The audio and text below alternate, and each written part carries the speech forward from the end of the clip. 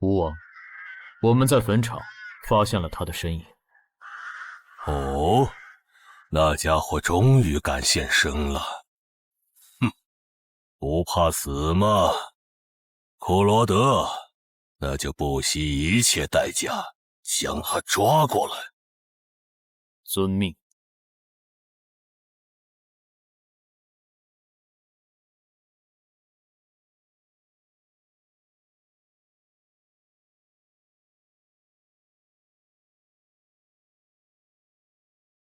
是不是打败你，才会放过我？那看来是没谈拢了。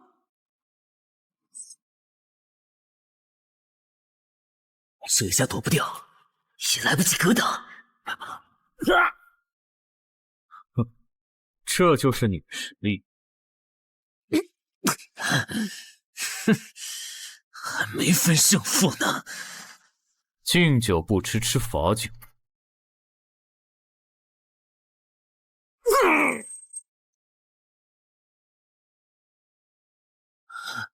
认输吧。做梦。一言不灵。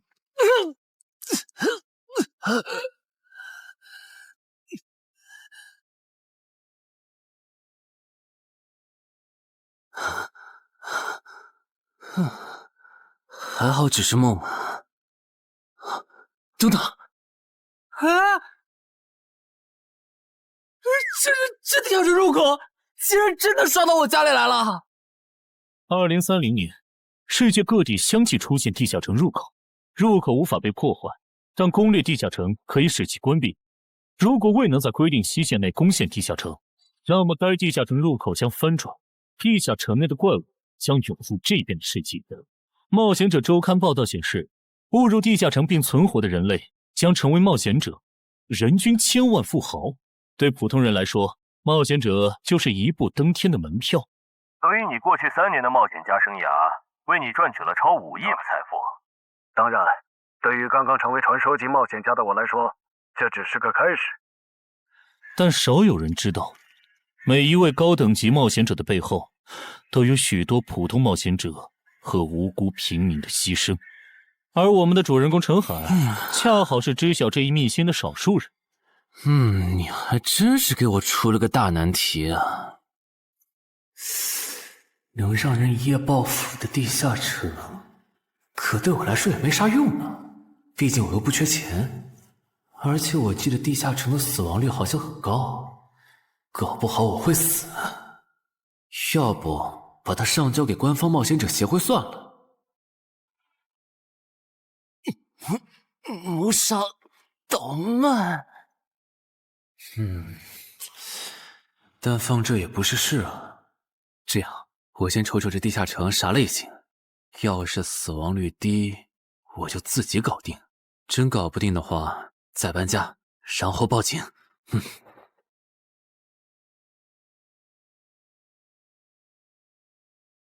嘿，运气不错，是 Level 2的狩猎型入口。地下城入口的等级可以靠入口的规模判断。陈海家的入口太小，只能是入门级。你好，有您的快递。来了，是你的快递，在这签字。好的。说起来，小哥你该不会是发现了野生的地下城入口吧？不然为什么要网购锁子甲？完了，不会暴露了吧？我玩全甲格斗的，之前的防具换，打算换新的。怎么了？有问题吗？没问题，我就是随便问问。感觉这人很奇怪啊。还好我伪装的不错哈。不过这个箱子会不会有窃听器啊？还好没发现窃听器。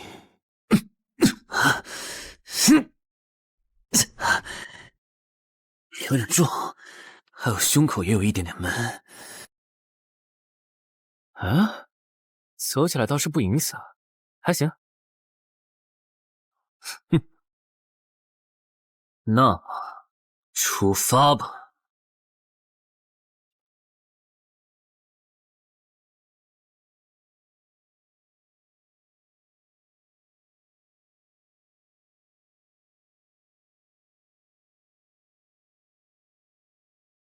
啊，不是地穴地形吗？那看来我的首战对手大概率是豺狼人了。好耶，这套锁子甲没白买。哼，说起来，新人进入地下城后会激活冒险者面板，我的呢？来了。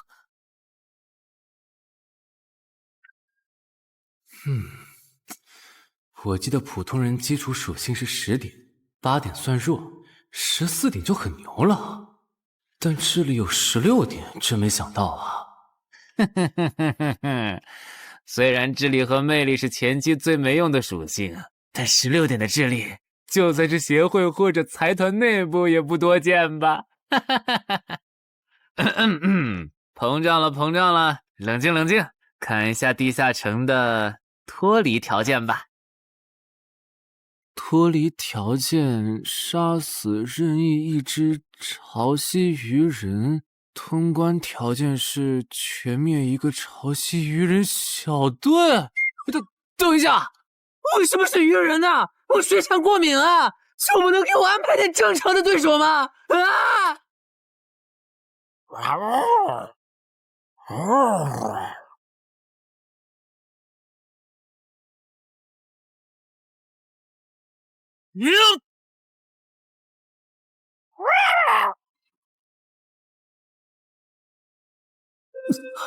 不是吧，这都被躲过去了。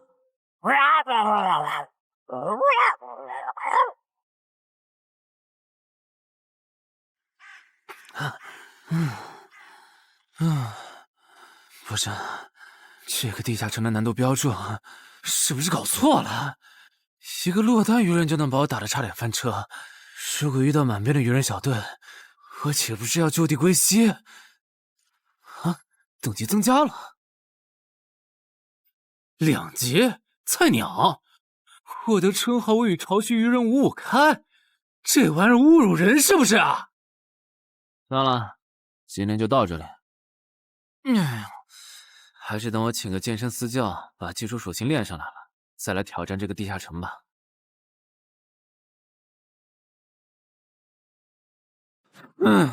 累死我了，半年的运动量都干出来了。又咋了？哦，任务结算呢？我记得地下城的任务结算好像也能爆出奇物的。嘿嘿嘿，我的要求也不是很高，给我瓶加属性的秘药就行。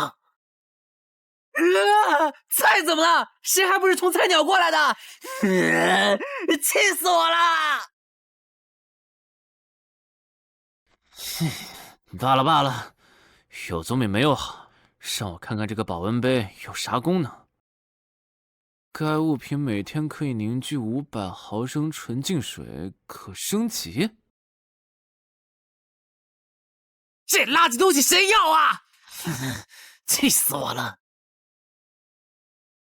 你好，我预约了安教练。哈，您就是陈海先生吧？安教练已经在 VIP 室等您了，请跟我来。好的。没想到东山这样的小地方，竟然也有专门为新人冒险者和冒险者候补提供塑身服务的健身教练。冒险者的6大基础属性中，力量、敏捷和体力是可以通过锻炼得到显著增长的。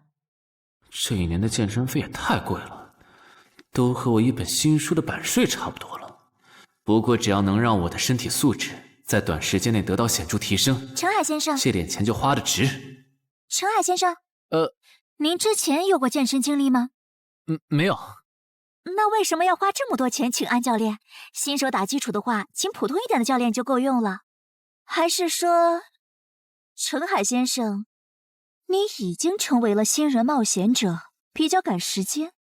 哼，这旁敲侧击的还真是够直接的。哼，有条件的话，那肯定要请最专业的，以冒险者为目标，普通教练不能算是好的选择。这样啊？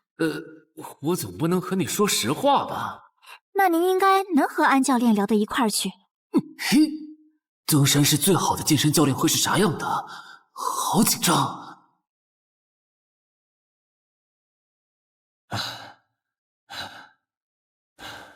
啊！和我预想的完全不一样。我还以为会是个肌肉兄弟，结果到头来，这不是个小白脸吗？我的课程这么贵，竟然也能预约得出去？开玩笑的吧？就是你想成为冒险者，跟我来吧。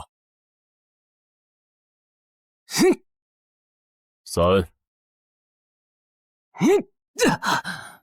4。我撑不住了，教练。5。真的撑不住了。好，你到这里吧。作为健身小白，结合你目前的体重，你这个卧推成绩算是偏弱的。什么情况？虽然我知道我的身体能力低于平均线，但是这也太弱了吧？正常的老哥们不都是人均50公斤起步的吗？陈海先生的基础有点差呢，35公斤的极限数值换算到冒险者面板上的力量属性，应该只有9吧？普通人的力量、体能和敏捷数值是相对平均的，不会偏差太多。他现在这个状况，要在1个月的时间里变成冒险者，几乎不可能。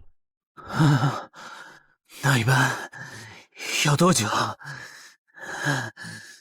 这个看你，如果天天练的话，差不多1个季度就能达到3个11了，就是比普通人略强。明白了。所以办卡吗？那就先办一个季卡吧。我去哪儿交钱？让给我就可以了。好耶，以后撸铁不孤单了。认识一下，我叫徐茂，是健身馆的签约冒险者，以后多多关照。我叫陈海，畅销书作家，您也多关照。说起来，一般只有家境很好或者跟协会签了长期合约的冒险者，才会找安教练这样的专业教练。因为我不缺钱呀，我写畅销书赚的钱，在东山又花不完。既然以冒险者为目标，那肯定就要找最好的教练，打最牢固的基础。原来如此，我还以为你发现了野生的地下城入口，并且已经成为冒险者了呢。作为前辈，我得教你一些冒险者之间才流通的基础常识，免得你以后被人坑了。冒险者首次下地下城时，表现好能得个称号，带不带都行。要是带了会有加成，但也会被其他冒险者拎着。有些专找低等级地下城入口的猎人，就爱顶着称号在可疑的人边上晃悠。要是被怀疑的人被称号吸引，表现不自然，那猎人就知道这人是冒险者了。接着只要跟着他，就能找到野生地下城入口。啊，这样吗？真是学到了。没啥反应，看来他真不是冒险者，就是个有点钱想当冒险者的弱鸡作家，那就没价值了。幸亏我先和抄袭任务5开这个称号太丢人了，没装上，不然今天肯定暴露了。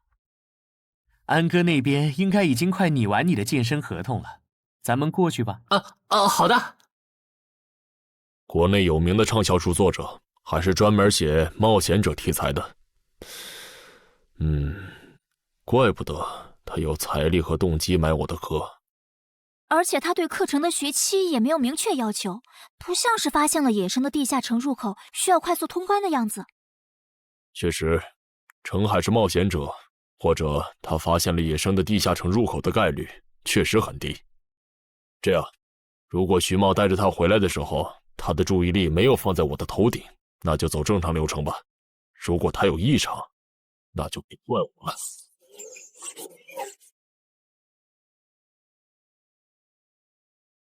合同拟好了，你看完如果觉得没问题就签吧。好的。喂，不是吧？连健身馆的3A 级教练也……这边。那小子刚才看我的时候表情正常，看上去不像是刚发现地下城入口的小白。徐茂，你没做多余的事吧？怎么会呢？我可是健身馆的签约冒险者。那就没有持续关注的必要了。这份是您的，请收好。等下安教练会带您做体能测试。好。停吧。和我判断的差不多，你的体能也偏弱。接下来的1周，我们主要做力量和体能塑造。明天上午10点来健身馆找我，早饭别吃太油的。没想到国内规模最大的健身机构，竟然会依靠对新人冒险者和冒险者候补的身体塑造业务来钓鱼。如果我今天的演技再差一点，就要被他们吃干抹净了。恐怕全国各地等等，这样看，所有和冒险者沾边的服务应该都有坑，包括我买的锁子甲。还好我当时觉得在同一家店购买防具和兵器的行为有点不打自招，不然网购锁子甲的时候就暴露了。看来我还是低估了冒险者这个职业的潜在风险。得调整一下计划了。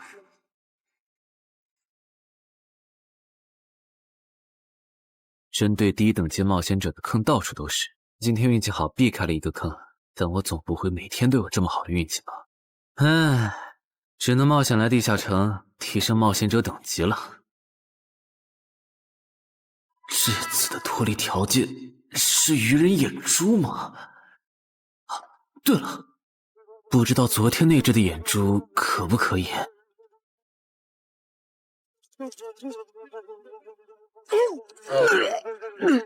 内脏都被啃光了呀！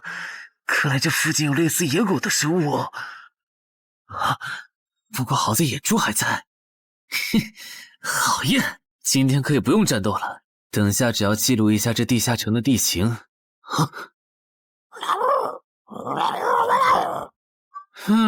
愚人呢？我还以为是什么呢，吓我一跳。只是一只落单愚人的话，我根本一只很好，2只我肯定打不过呀！快润！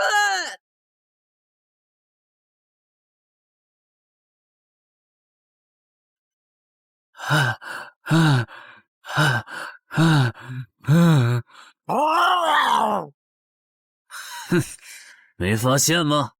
你和你的同伴跑散了。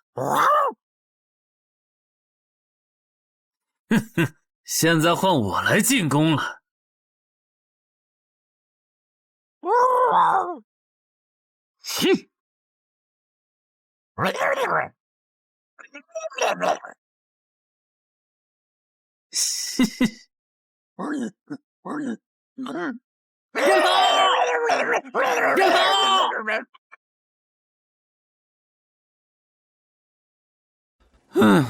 累死我了。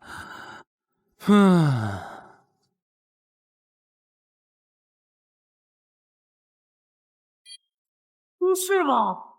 这次的评分明明更高，为什么反而没奖励？入门级地下城的暴率原来这么低吗？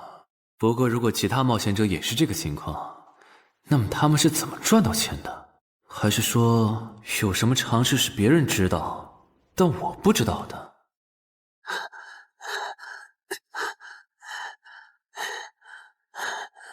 我外出的这几天，他都是这个训练强度。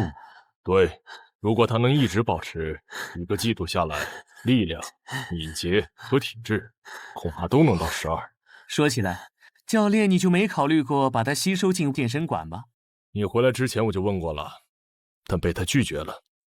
他想通过黑市的路子成为冒险者，然后当独狼。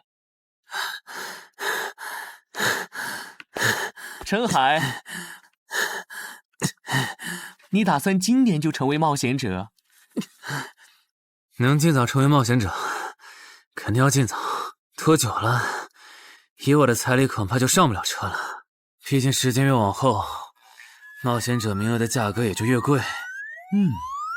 倒也是。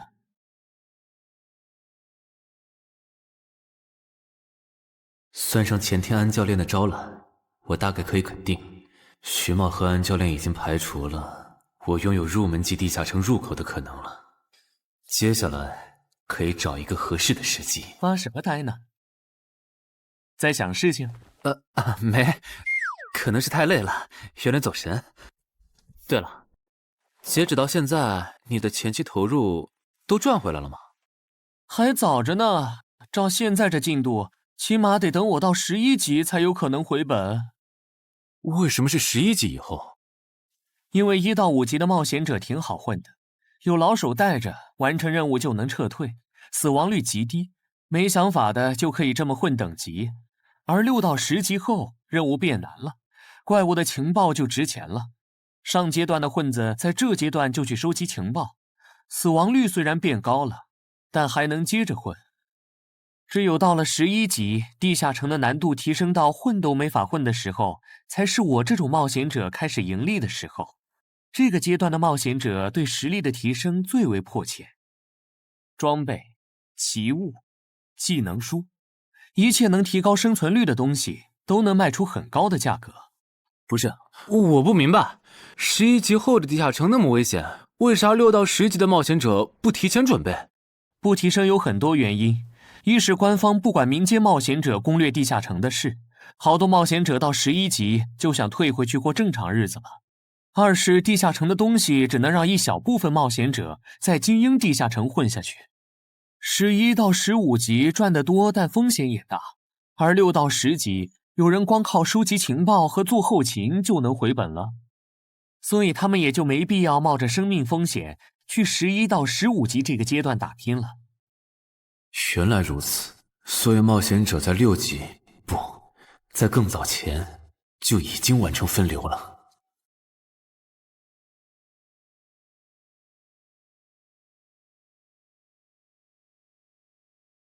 原来有很多人靠卖靠谱攻略和情报赚钱。不过更让我惊讶的还是这件事。同一个地下城，冒险者就算反复刷脱离任务，也只能得到1次结算奖励。这样看，这个地下城入口能为我带来的价值，就只有通关奖励，以及将普通人转化为冒险者这2点了。我还是尽量单刷这个地下城，先用徐茂教我的方法收集情报为主，然后再考虑要不要继续当冒险者了。脱离条件找到湖？啊，这次的脱离任务竟然不需要战斗，还好买了一架无人机做辅助，不然纯靠人力搜索找湖肯定是个大工程。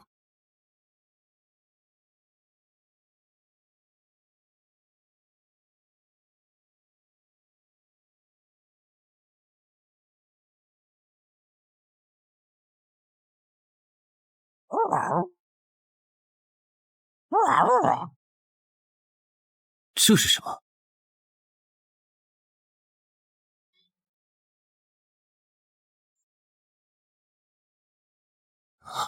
刚才那个应该是鱼人吧？虽然外形和气场和我之前遇到的鱼人有很大差别，但他应该也是鱼人，只不过等级应该更高。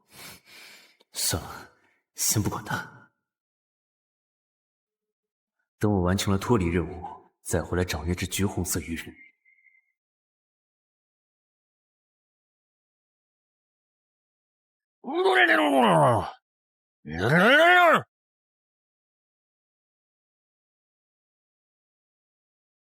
找到了！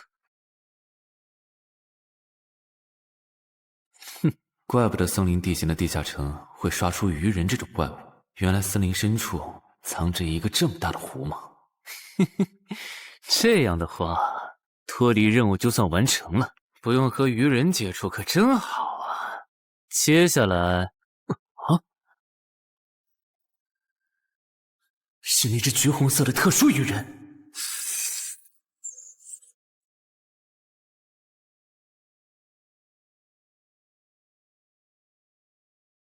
幸亏我刚刚反应快，不然可就重伤了。不过我新买的无人机的遥控器，我的心在滴血啊！不对，现在不是想这些的时候。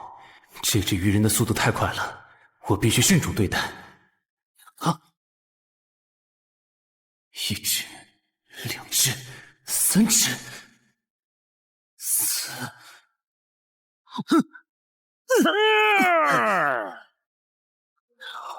好险！如果不是穿了锁子甲，我这条胳膊估计就废了。这家伙，真的是新手级冒险者会遇到的对手吗？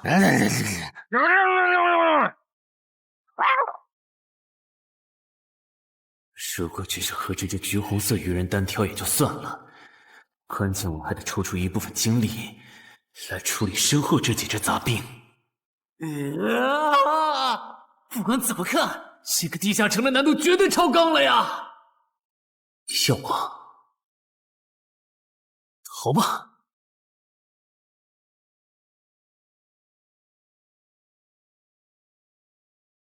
我说全岁，你这样很像是在虐尸出气。有吗？归根结底，还不是这只哥布林太弱了，扛不下我的拳头。能扛住才怪呢！你这样的怪物在入门级地下城里，怎么可能会遇到对手嘛？有的哦。如果我能遇到传说中的 bug， 只要能从他们手底下活下来，我就能拿到补偿奖励奇物升级券。到时候我成为传说级冒险者，就更有戏了。奇物升级券和它的获取方式，无论怎么看，都只是博人眼球的谣言吧。脱离通关任务重置了，在高战力异常鱼人个体的追杀下活过3分钟，任务完成后将得到额外补偿，奇物升级券。不是吧？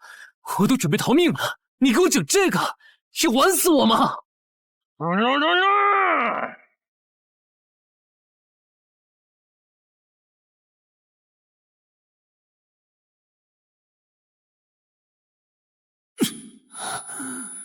我这算是必胜绝路了吧？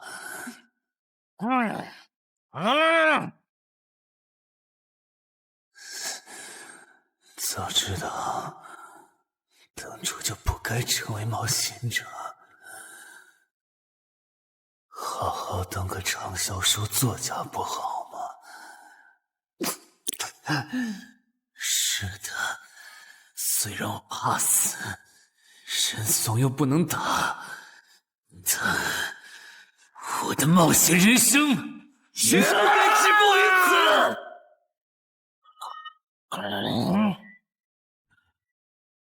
想想，我现在还有什么牌？我现在还能打出什么牌？啊！使用称号，我与潮汐鱼人五五开！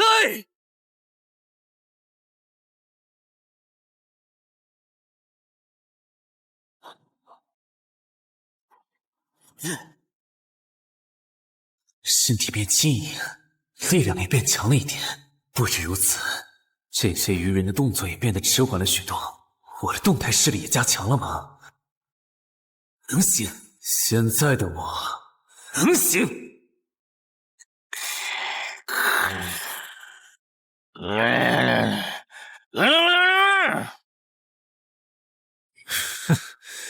没想到高级鱼人说的话，我竟然能听懂。就剩你了，头目。我不是干掉了这支下级士兵，别再得意忘形了啦！我知道的，即使身体能力获得了大幅度提升，穿上这一层锁子甲的我，依然不具备能和这只橘红色鱼人拼速度的可能。机会只有一次，对方的进攻方式、路线和目标都已确定，我要做的就是舍弃头部的防御，用它做诱饵，争取到一次以伤换伤，重创对方的机会。如果这一次机会我没有把握住，那么吃到教训的他必然不会再给我翻盘的机会了。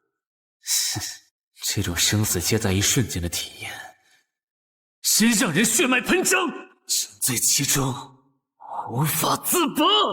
就是现在！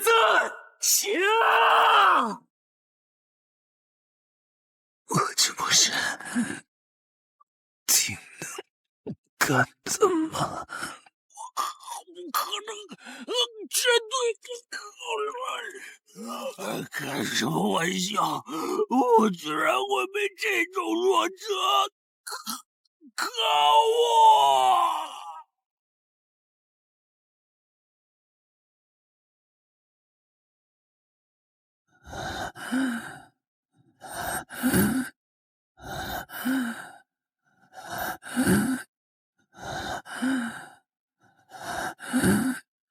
这下总不能还判定我是菜鸟了吧？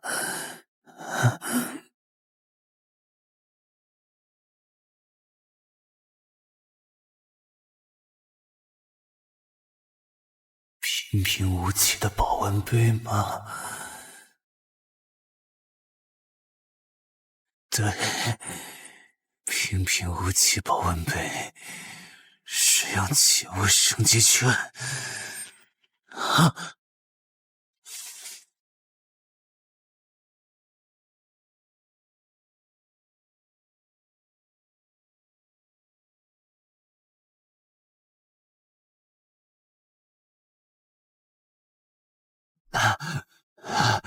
活过来了！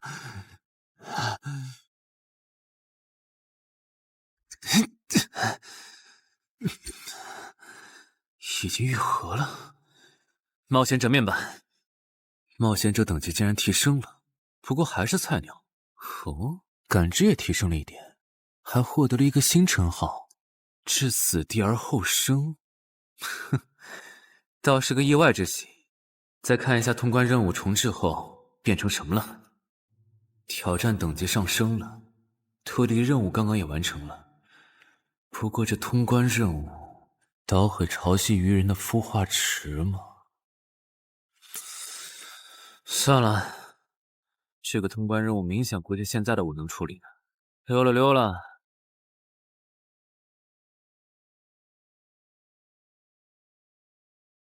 嗯，是错觉？怎么感觉这个地下城入口变大了？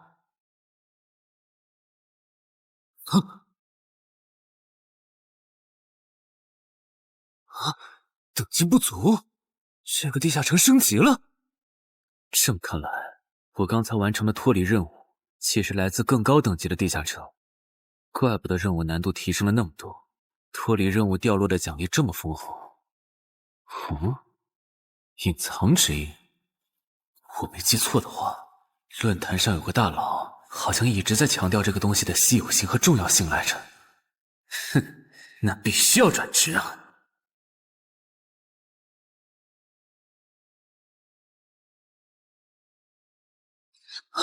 什么情况？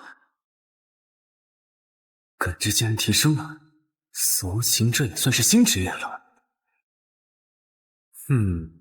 越接近死亡的话，属性点提升就越大，可以1至4。刚刚是啥玩意儿？我家，这就是感知16以后的世界吗？即使闭上双眼，我的大脑依旧能够准确勾勒出客厅每一角。真不敢想象，20点感知的人类眼中的世界又会是什么样子。说起来，我与潮汐鱼人555开这个称号的效果，刚刚在地下城已经体验过了。这个至死地而后生的称号，效果又会是什么呢？被逼入绝境以后，就能得到力量、敏捷、感知，每个加4点的加成。这个称号的触发条件和死亡行者的触发条件差不多哎。等等，也就是说，死亡行者搭配至死地而后生，极端条件下可以给我带来8力量、8敏捷、9感知的提升。哈哈哈哈，这也太超模了吧！胆子再大一点，以后遇到打不过的敌人，我完全可以靠自残触发效果让属性提升。等干掉敌人以后，再用稀奇古怪的回血药水把状态拉回来。而且回血药水的用处也不止于此，有了它，我再也不用担心健身过度肌肉拉伤了。反正每天都能回一次血，完全可以想怎么练就怎么练。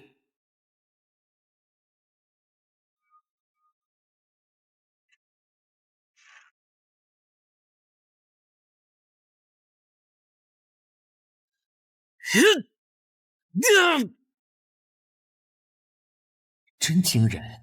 只用了不到2个月，就达到了正常人要用1年才能取得的成果，至少有16，甚至都有可能17或者18了。陈海还在练呢。啊，恭喜啊！你现在的力量、敏捷应该已经到达12点了。以你现在的身体素质，准备充分的话，是完全有能力完成新手级地下城的脱离任务的。真的不考虑加入健身馆，成为这边的签约冒险者吗？我可不想当一个会被合约束缚的冒险者。那真是太可惜了，我还以为能和你成为同事，以后一起攻略地下城呢。不是同事，也能一起攻略地下城啊。对了，我打算从散人手里购买冒险者名额，这方面你有什么忠告吗？忠告吗？不是同事，也能一起攻略地下城啊。对了，我打算从散人手里购买冒险者名额，这方面你有什么忠告吗？忠告吗？那我推荐你去找散人联合。散人联合？我没记错的话，他们好像是国内最大的散人集团吧？对，如果你想走黑市的路子，购买冒险者名额，那么我只推荐你选择由散人联合提供担保，或者他们自营的低等级地下城入口。为什么？我感觉找独狼冒险者明显更好啊，省钱又省力。因为涉及到冒险者名额买卖，无论买方还是卖方，其实都存在巨大的交易风险。卖家怕遇到伪装成萌新的入口猎人，买家怕交了钱对方不办事。但有散人联合的介入就不一样了，虽然他们的佣金很高，但是作为冒险者资格、地下城相关产出生意的龙头，他们为买卖双方提供的契约书还是很值得信赖的。原来如此。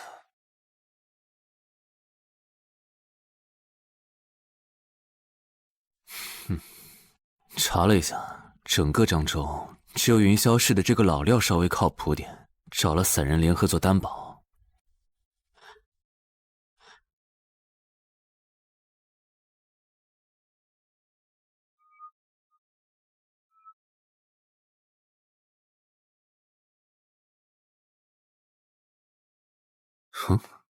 这边，云霄老司机，没错，你就是爱写作的东山市民吧？你好，就差你了，快跟我来！签完契约书以后，我好带你们去地下城。好了，契约的内容分3项：一、交易完成前尾款将由我方承担；二、双方都不能做出违反安全协议的行为；3、不能向任何人暴露此地下城入口的具体位置。诸位对契约内容有疑问吗？没有。没有。没有。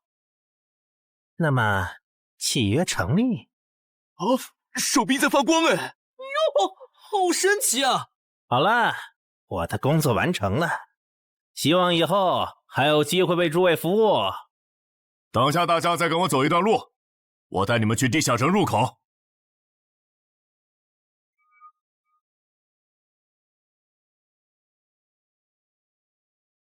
这个地下城入口的位置确实隐蔽，难怪没有被官方和云霄市的资本发现。好了，大家排好队，按顺序进入。我先走一步，给大家带路。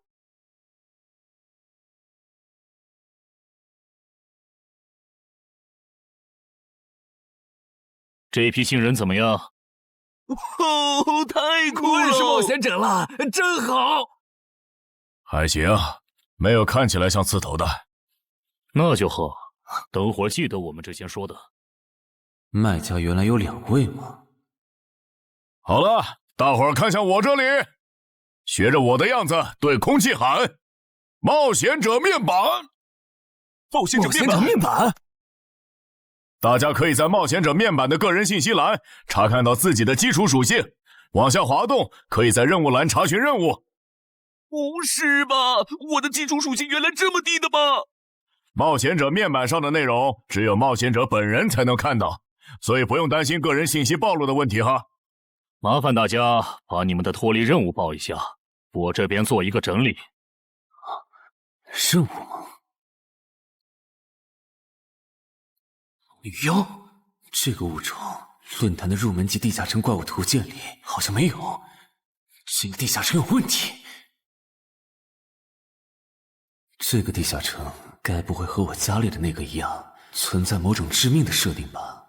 基于幸存者偏差，如果一个入门级地下城的怪物没有被收录进论坛的新手常见怪物图鉴，那只有2种可能：要么它确实很罕见，要么就是遇到它的冒险者基本都死在地下城里了。警告！警告！此人违反了安全条例，未说出正确的脱离任务。那个眼镜男说谎了？不是吧？这才哪儿到哪儿啊？就有人触发安全条例了？你听我解释，肯定是他出 bug 了。契约师的契约当然不是绝对的，但对你这样的菜鸟来说，它是不会出问题的。你的脱离任务绝对不是采集高价值草药，你骗了我们。他刚进冒险者圈子，不懂规矩，做错事也情有可原。您大人有大量，再给次机会嘛，是不是啊？对，再给我次机会吧。下不为例。大家再说一遍自己的脱离任务哈，这次别搞错了。我的任务是找到湖中女妖，我是聆听女妖之声。我的是凝视女妖10秒。我的也是找到女妖。接下来我会带大家去女妖出没的林中湖泊，大家跟紧一点，别掉队哈。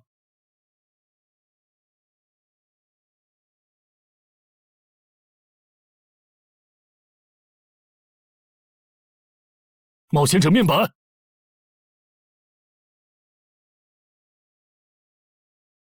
哎，他在干嘛？呼唤湖中女妖。他怎么知道这样做可以召唤湖中女妖的？这就涉及到商业机密了。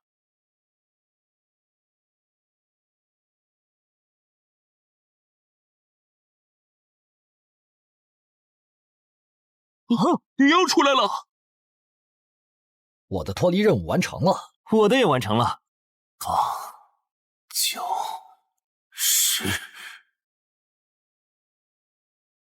大家把耳塞戴一下，女妖马上就要唱歌了。不戴的话会怎么样？女妖的歌声会破坏你的大脑。刚成为冒险者的 Level 1萌新，一整首听下来，大概会当场暴毙吧。什么？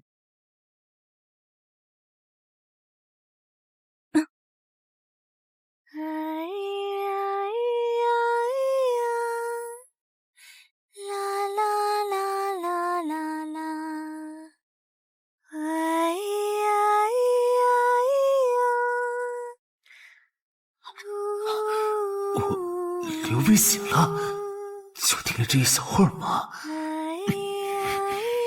还好我戴了耳塞，歌声听得不真切，不然恐怕已经死掉了。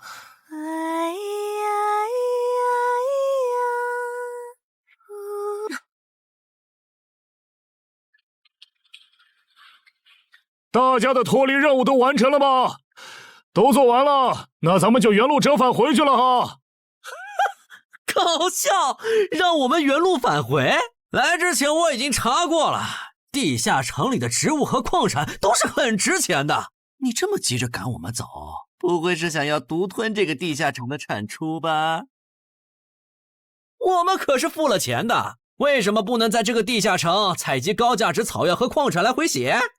等一下，咱们的契约书里可没有这条。但也没有不准我们完成脱离任务后采集高价值草药和矿产的条例吧？原来冒险者还可以在地下城内采集草药和矿产的吗？你不知道吗？其实大部分冒险者并不具备通关能力的，他们主要的盈利方式就是搬运地下城内的物资和收集怪物情报。你是觉得脱离任务已经完成了，我们又碍于契约不能对你出手，所以可以发难了是吗？不然呢？真是笨蛋呢。但有一点你没考虑到，那就是我并没有和你们签订契约啊。哼，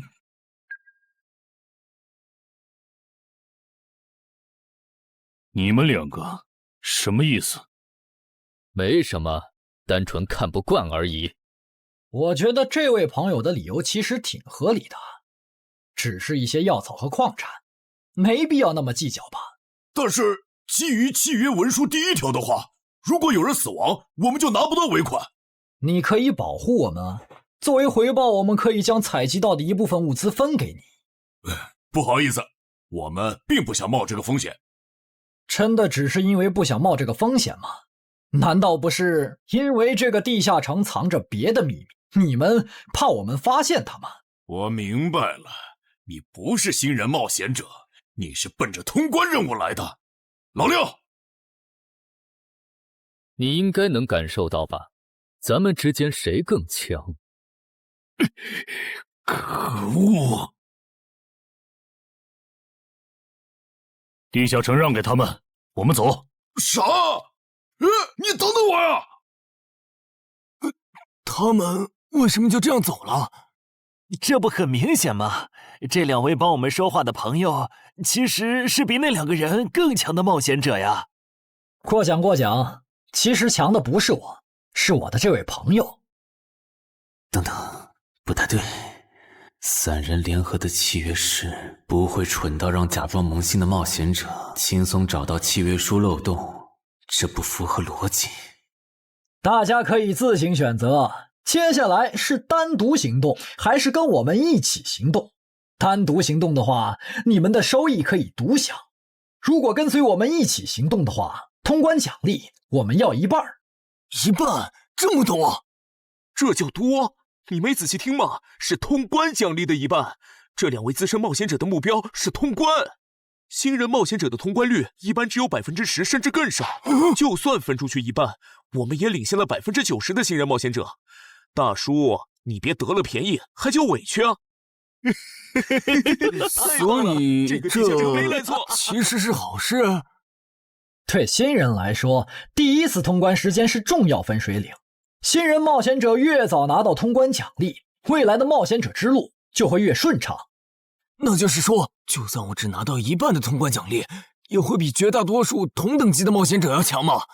如果你没有浪费这些开局资源的话，确实是你要强一点儿。请让我也加入你们，也包括我。我也要。那帮没良心的，签契约书前都说好了，只涉及脱离任务，其他不包的。任务一完成，他们就变脸了。差不多得了，都走了这么远，他们不可能再跟着了，你不用演了。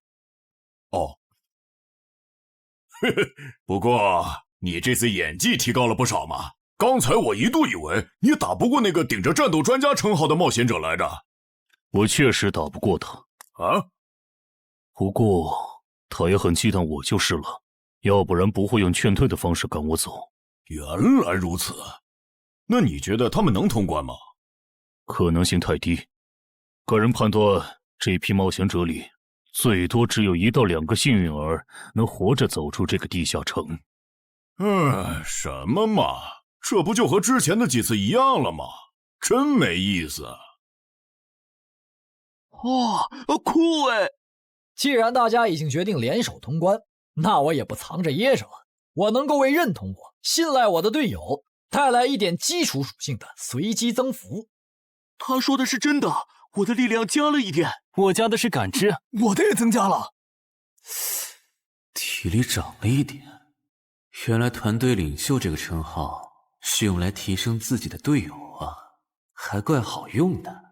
我这边还有一个问题，我们现在只知道口琴声能召唤女妖，并不知道其他的召唤方法。女妖要是一直躲在湖里，大家的通关任务就没法完成。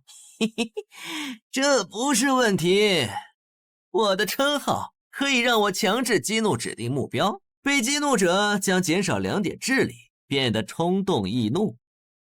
他也是冒险者吗？至于建立强制对话的方法，只要引起对方的注意就可以了。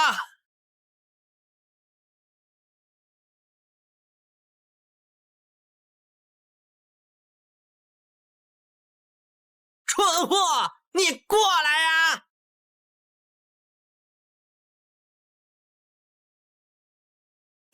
成功了，他被我激怒了。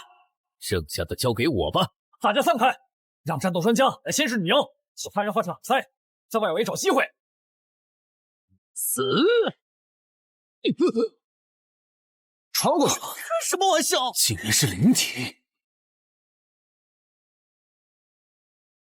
啊！等一下！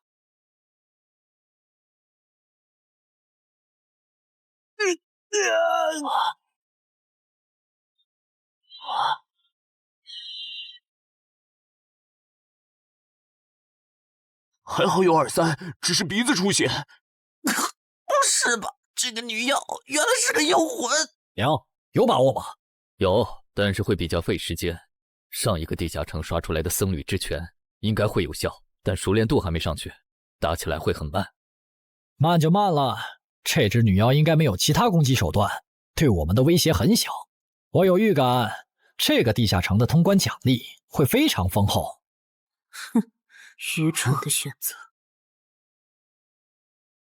等等，你先别走。不是吧？10万个人里都不一定能出一个的感知16点的人，竟然让我……你为什么觉得他们的选择是有问题的？使用称号，他们当我不存在。真晦气！喂，你搁这对空气自言自语什么呢？不是，我刚才不是没人吗？幻觉吗？有东西过来了！什么东西？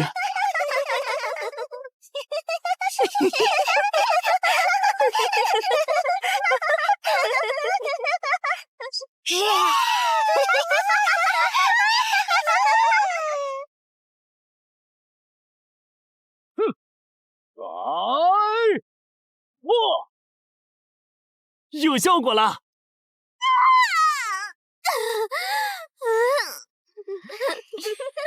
什么声音？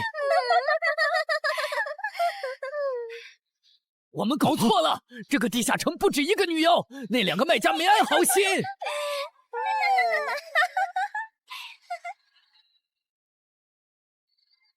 不是吧？这也太多了！不行，这个数量2-3已经没用了。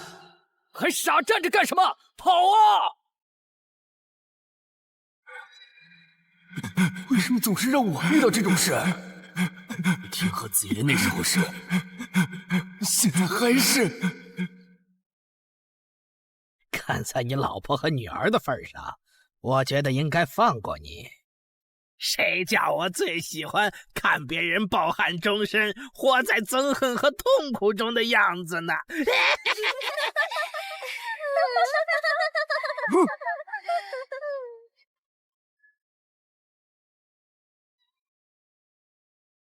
你们以为我是谁？给我滚开！妈妈，我错了。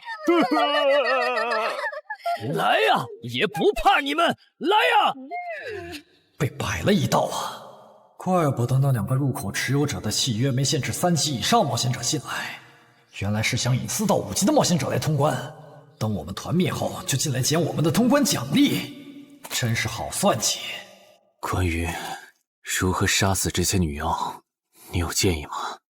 这声音，有建议就赶紧说。女妖不光靠声音攻击，还有别的攻击手段。我费了听觉才勉强躲过第1轮奸笑。你是爱喜做的东山市民？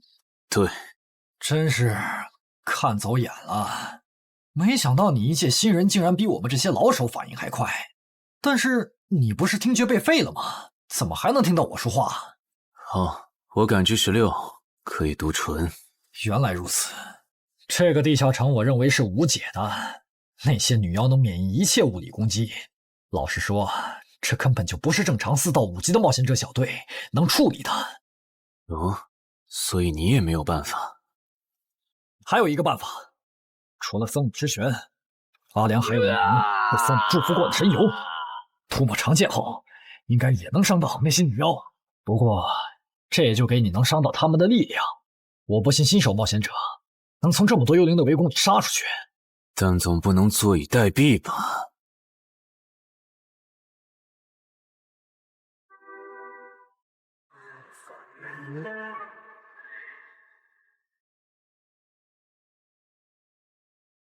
置死地而后生。能听到吗？我问过你的同伴了，他跟我说，要通关必须从你那里拿到对僧侣祝福过的神油。通关吗？能帮我拿一下吗？不好意思，我眼睛瞎了，恐怕没办法操纵冒险者面板取出你要的东西。这样啊？不过我还有一个办法可以让你得到它。什么办法？你干什么？就是以死后掉落的形式让你获取。其实我也不是非要那管油杀人夺宝不可。20点的敏捷足够我甩开女妖逃出地下城了。我就是想试试能不能通关。虽然无论怎样，你都不可能活下来。喂，真的很吵啊！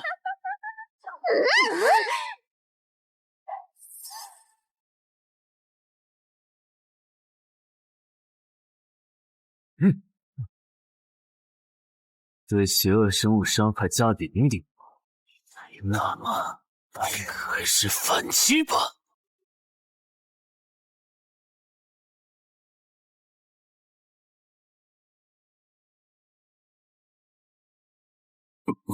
好像有人从里面走出来了。哪有人啊？你看错了吧？不是，我真感觉到了。果然，他们那不能攻略的地下城设陷阱，引同等级冒险者来做通关任务，把人坑死在里面，接着捡掉落的东西，或者等冒险者重伤出来就杀人夺宝。户主的儿子应该就是这么被害死的。石斧秃鹫是指利用高难度地下城坑杀同等级冒险者，然后拾取对方掉落的堕落冒险者。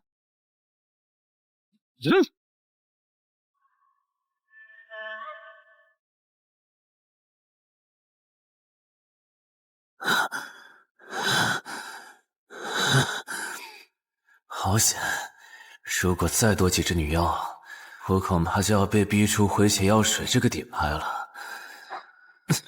啊！您的绝妙操作取悦了路过的死亡主宰，得到其恩赐，亡灵亦不能杀死我。该恩赐可以使您豁免一次来自亡灵生物的死亡判定，免疫一次来自亡灵生物的死亡判定。好霸道的额外奖励！额外奖励都这么丰厚了，合并结算的奖励还高于单独结算，那么肯定要合并啊！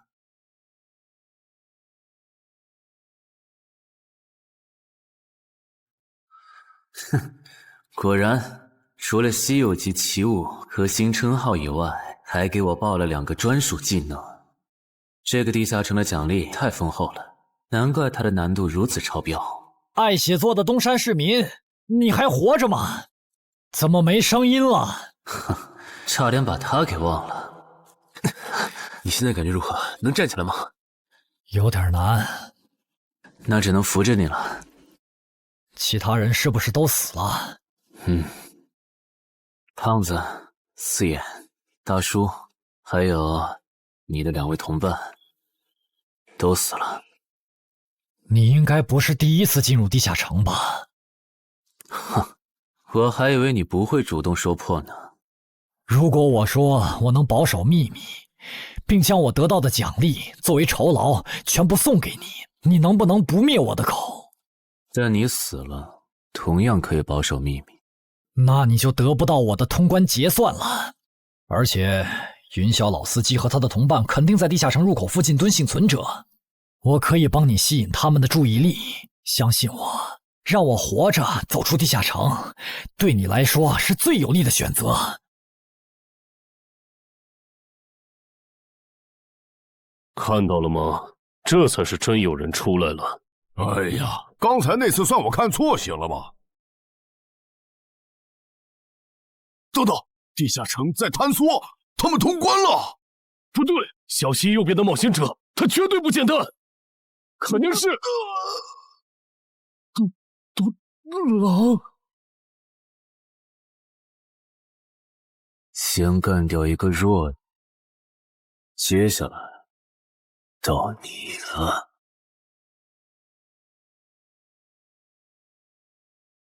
宗山市民，你好大的胆子！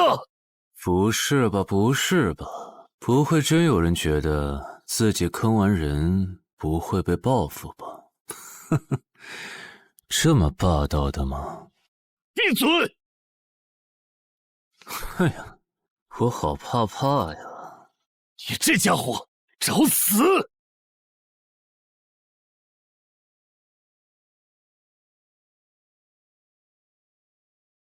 这俩人相互厮杀的程度，有些7级甚至8级的冒险者都没这么夸张的速度。不可能！带上这个称号以后，我的速度竟然还是没你快，真是离谱他妈给离谱开门，离谱到家了！你的敏捷难不成有17，甚至18？可，你猜？冒险者面板！哼，不比速度了。不比了。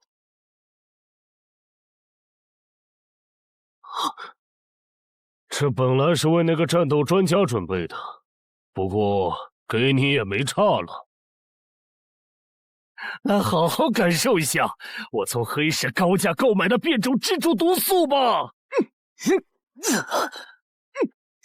什么嘛！你这毒抗完全不行啊，比普通人还差！连反击的力气都没有了吗？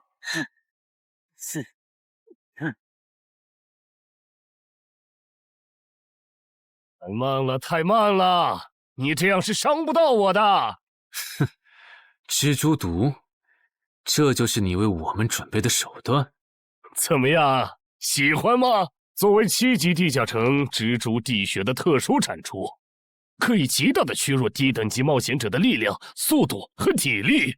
迄今为止，因为他而败在我手上的5级冒险者已经有4个了，而你将会是第5个。然后呢？你应该不只准备了这点手段吧？全都亮出来吧！哼，不会吧？难道这就是你的全部了？当然不止这些。佩戴了毒素携带者称号的我，呼出去的气体、身上的汗液和血管里的血都是带毒的。和我僵持的越久，你中的毒就越深。这战术太吓人了，在6级以下几乎是无解的。我明白了。是我高看你了，我还以为你藏着什么大招呢。关闭技能，与死亡共舞。不可能！你怎么还有这么快的速度？你猜？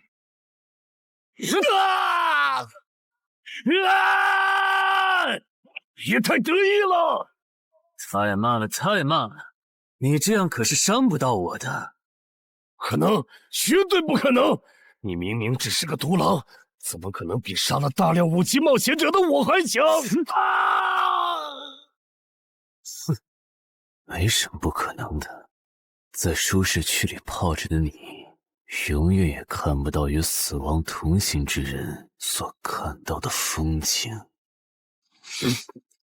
但是，捏死的往往都是会水的。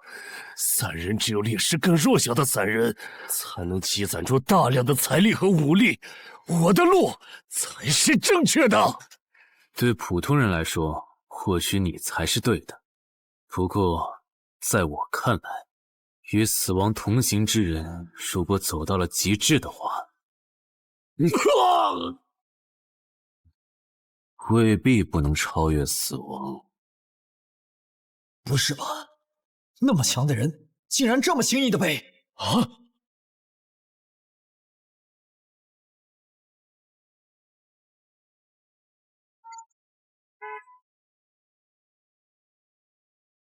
你这运气也太差了吧！徐茂，你怎么来了？来看你啊！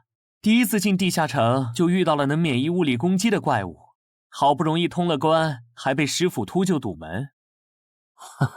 不过也多亏了这次经历，让我得到了置死地而后生这个称号。也是，还算幸运。那些传说级冒险者，哪个没在5级以前越级挑战过对手呢？对了，个人建议不要让别人知道你的主要称号，情报泄露是很致命的。冒险者要防的不只是地下城的怪物。原来如此，学到了。虽然女妖之森的入口持有者，官方说是被另一个幸存者杀了，但我查过，那人主要称号侧重团体战斗，单人作战能力没强到能杀掉2个石斧秃鹫，所以，怎么了？我脸上有什么东西吗？没什么，我只是突然想起来，高教练月底就要回东山了。你这边养好伤以后，记得回健身馆报到。关于你的塑身计划，要进入第2阶段了。好的。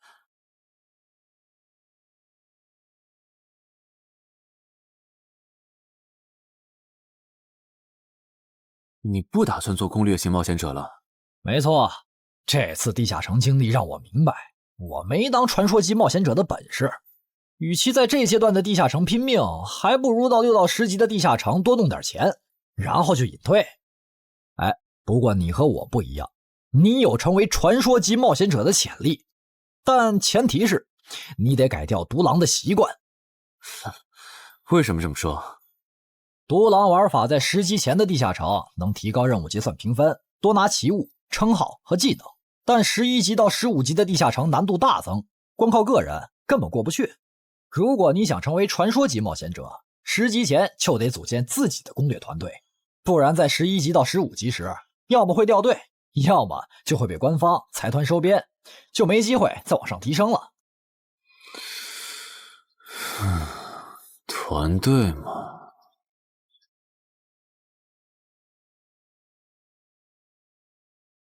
害死我儿子的秃鹫们已经死了，杀死他们的人就在这2名幸存者之间。你认为谁才是帮我儿子报仇的恩人？他。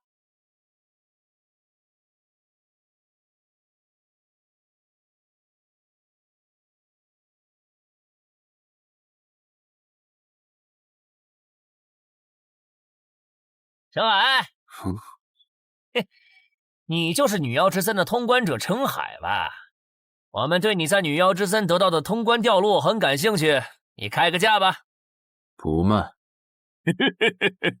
他说不卖，他不会真的以为我们是在跟他商量吧？那我换种说法，把你在女妖之森得到的东西交出来，立刻马上，不然有你好看。你们在干什么？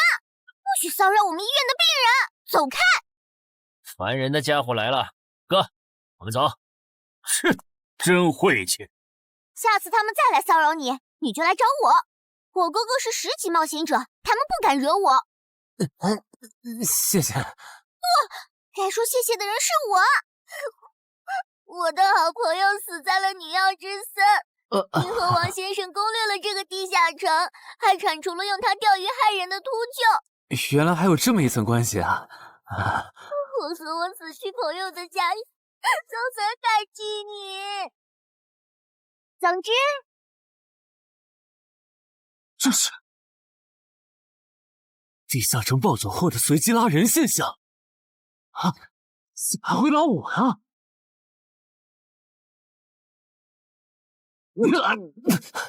突！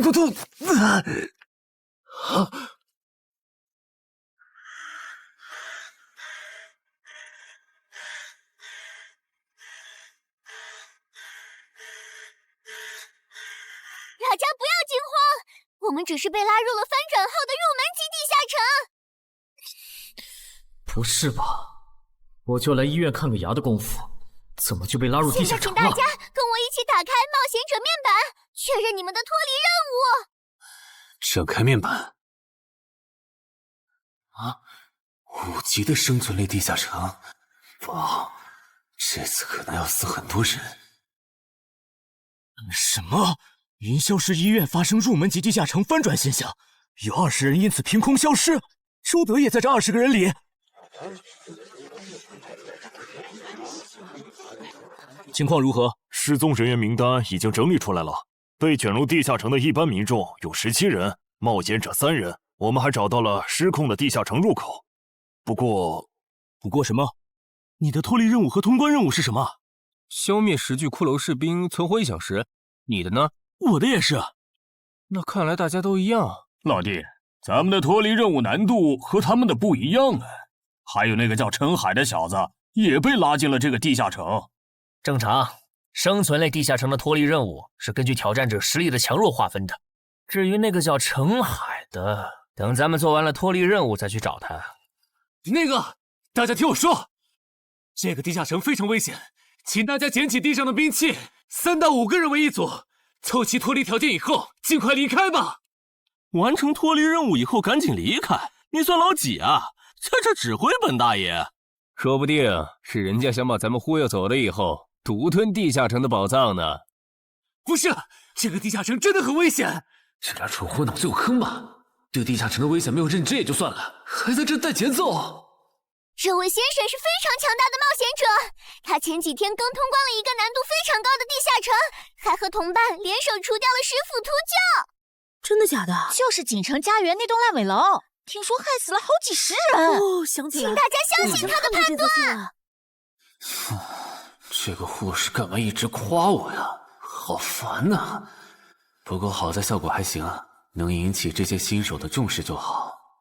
等一下，如果这个地下城真的那么危险，那你觉得就凭我们这些普通人，真的有能力完成脱离任务吗？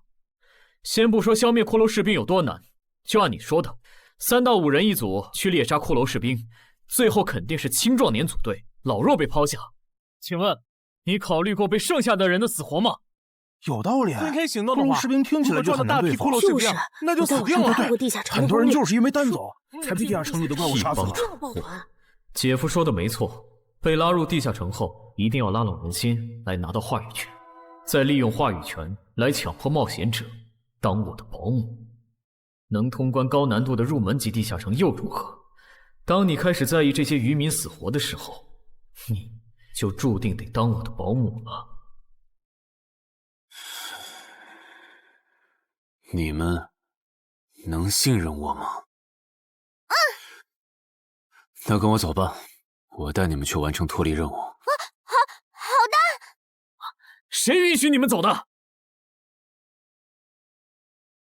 作为在场唯一一个有地下城攻略经验的冒险者，你难道不应该留下来保护我们吗？对呀，能力越大责任越大。我看他就应该帮我们把脱离任务给做了。对，送佛送到西嘛。第一，我不是官方冒险者，我没有义务来保护你们的安全。第二，不要对我道德绑架，不然我真的不介意走之前打断你的头，把你留在这里自生自灭。这人怎么这样啊？保护老弱不是最基本的道德吗？活该他不是官方冒险者，看来道德品质不过关。你们干嘛去？我觉得那个人说的很对，既然通关任务是存活1小时，那肯定是越往后越危险。对普通人来说，早点完成脱离任务离开这儿才是最优解。切，不走留着被你们道德绑架，免费当保镖吗？我们又不是傻子。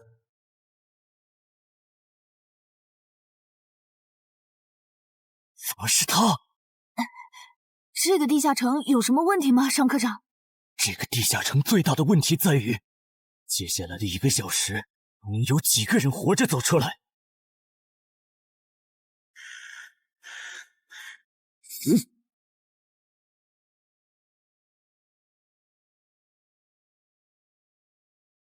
你们就学我刚才做的，用剑去砍那些骷髅士兵的颈椎。那你呢？又来了！我嘛，就用我的老火箭和他们练练。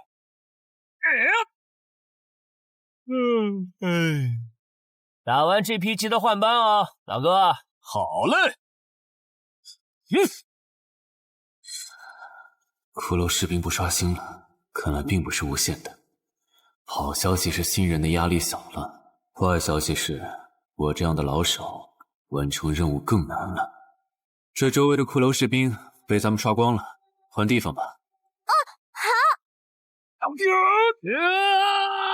受伤的人往后退，剩下的2人一组，交替清理从地里爬出来的骷髅士兵。再战40分钟，大家就可以回家了。好，亏我之前以为当冒险者有多难，结果就这儿啊！是啊，这些骷髅根本就没有那个老手渲染的那么危险。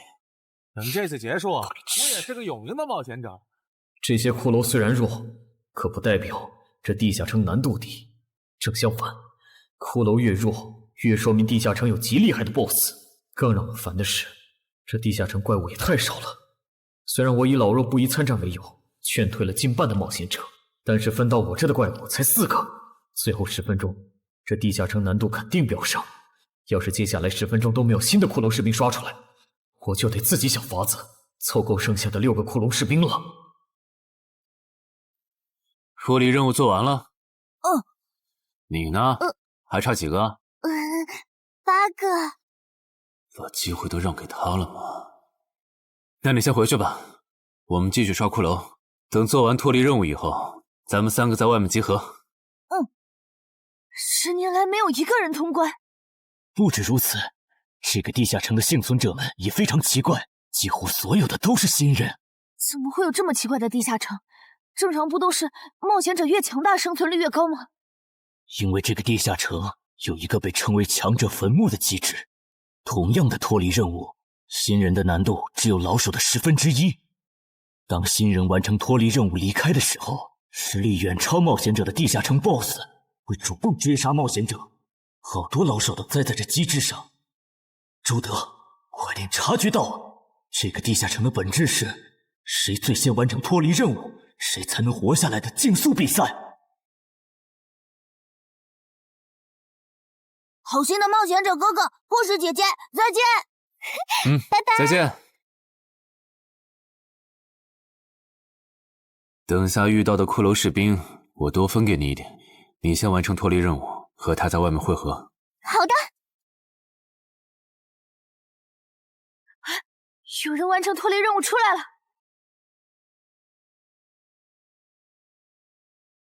怎么是小孩子？有人离开这个地下城了。这个第2阶段是什么意思？原来是这么回事吗？这个地下城的本质是竞速。吕明、王志勇，你们2个跟我来。老弟，有个人完成脱离任务离开了，是不是那个叫陈海的人呢？不可能，先不说他还带着2个累赘，光冒险者们要杀的100个骷髅士兵就不好找。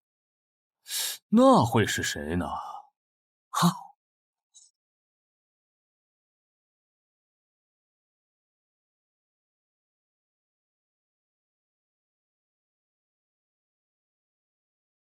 叫我们跟着他出来，都走这么远了，也不解释一下。如果遇到大群的骷髅士兵，咱们3就完了。闭嘴吧，他这么做肯定是有原因的。你没注意到吗？他是看到任务栏变更以后才叫我们出来的。恐怕他比我们更清楚这个地下城发生了什么。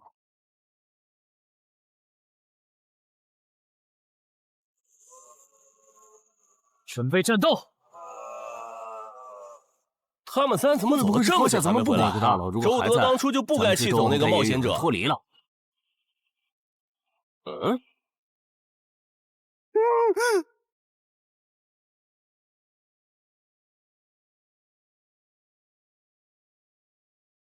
周德、吕明，你们2个王八蛋，居然拿我当挡箭牌，用完就丢！我们这2个小人！你还差几个？3个。那快了，我们再找些小股的骷髅士兵杀，应该能赶上。等等，不对劲，幸存者的数量在减少，营地那边出事了。说什么？陈海哥，这阶段是什么意思啊？哼，可能是难度提升，接下来会出现更强的怪物的意思吧。这个你别管。你的脱离任务做到哪儿了？我看看啊，陈海哥出事了，其他人都死了，现在只剩4个幸存者了。什么？左二，右二，去左。都说了，是这个地下城的 BOSS 降临了，要想活命，必须就地折返。在 BOSS 找到我们之前，完成脱离任务。别开玩笑了，就咱们2个人，怎么可能在那么多骷髅士兵的围攻下完成脱离任务？王之勇在的时候都做不到。听不懂人话吗？我们已经没有时间去找骷髅士兵了。还差右二。剑锋，救我！你好了吗？马上！陈海哥，好了。常先留下，你先走。可是，特效！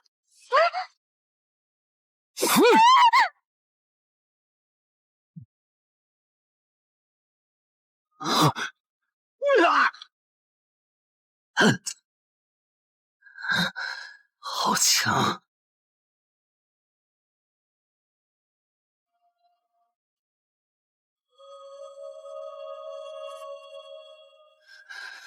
明白了吗？你留下来只会碍事。我知道了，我去外面等你，你一定要活下来。好了，现在只剩下咱们2个。我猜你是不会放我走的，最多。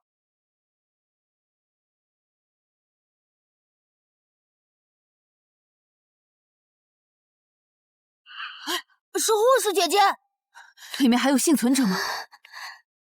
有，但是陈海先生他……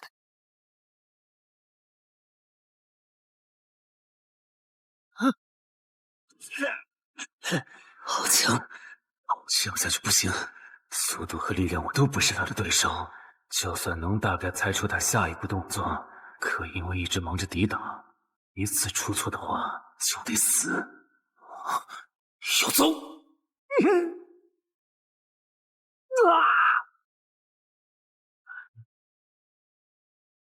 这么巨大的实力差，你还能跟我过几招？在我这儿撑这么久，了不起！怎么好像在跟我说话？不对，现在不是该思考这些的时候。想一想，再想一下，到底该怎么做，我才能活下来？没戏了，把这边的情况汇总给漳州吧。就说云霄市医院地下城暴走事件，17名普通市民卷入，仅2名幸存，3名低等级冒险者卷入，无一生还。你在说什么？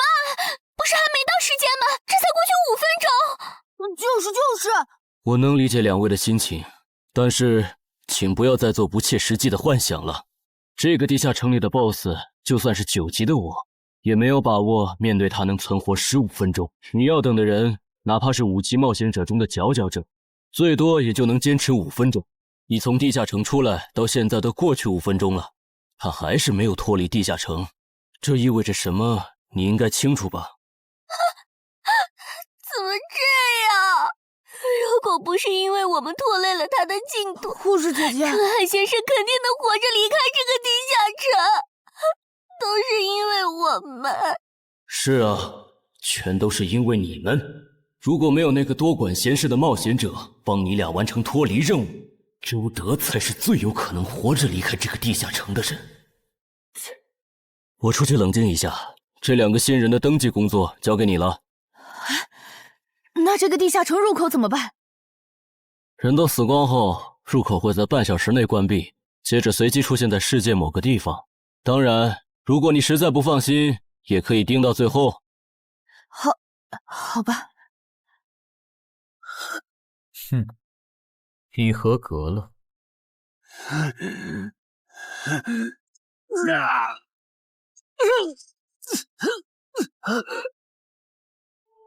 我很期待你成为亡灵后的表现。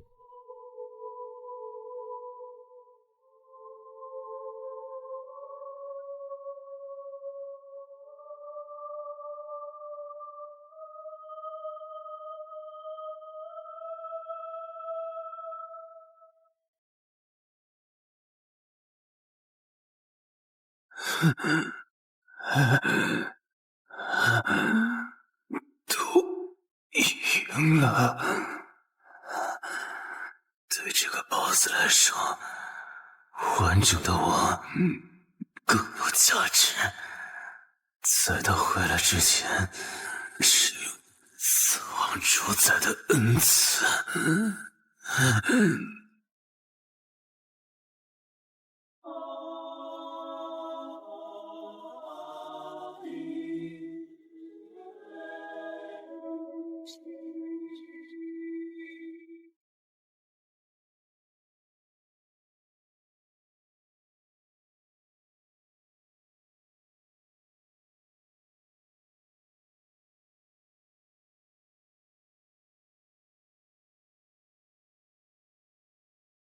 库罗德，你不是被大军派去坟场征兵了吗？怎么回来了？切，白跑一趟！我还以为是谁激活了骸骨大军发出去的晚宴邀请函呢。我发现了一个有资格成为我们同僚的新人，让他从零开始太浪费了。我打算让大军把他变为预备役。同僚，坟场的冒险者最高才5级，这阶段的新人连合适的职业和称号都没确定，你就肯定他能跟咱一样成为传奇？他已经找到了合适他的职业和称号。这次真的太险了，如果不是那家伙主动走了，就算再给我一条命，我也完全没机会。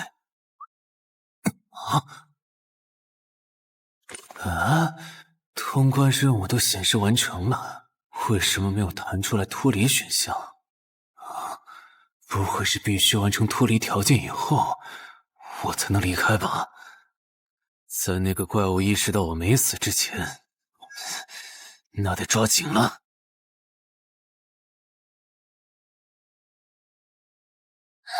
没有关闭，这个地下城的入口还没关闭，澄海先生还在战斗，他还活着。我去找尚科长。周德死在地下城里，他姐知道后一定会迁怒同期的幸存者。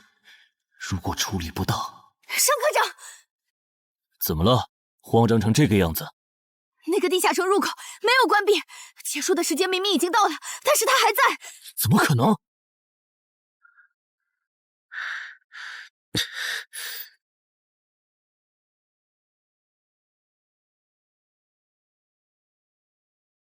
合并结算。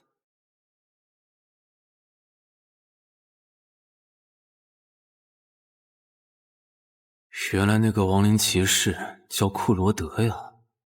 不过传奇级，坟场才5级，怎么会有这么超纲的 BOSS？ 说起来，这个地下城的 BOSS 强度这么高，以前真的有人通关过吗？哼！尚科长，你看，尚科长，这地下城暴走后，超过关停时间仍然存在，怎么会这样呢？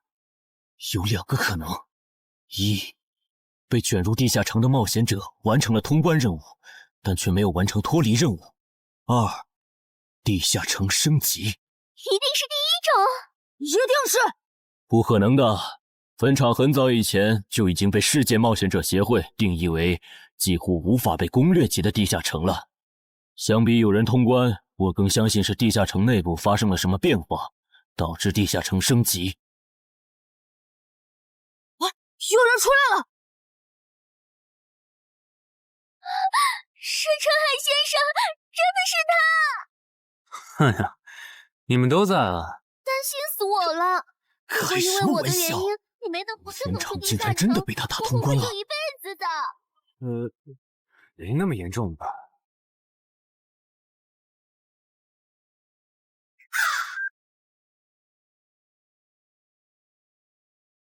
吴王，这是你驻守坟场以来第一次主动觐见吧？库罗德，你知不知道，就在刚刚，你成为了全球首个通关坟场的冒险者。首通？我？对，你要火了。坟场这个地下城虽然等级很低，但是在冒险者圈子里很有名气。你首通的经历应该会吸引到很多资本和散人工会的招揽，当然也包括官方。所以现在是招揽环节？是的，你在女妖之森和坟场的表现已经充分证明了你的潜力。像你这样的超级新人，整个冥省1年下来也不会超过10个。作为云霄市地下城负责人的我，当然不可能错过。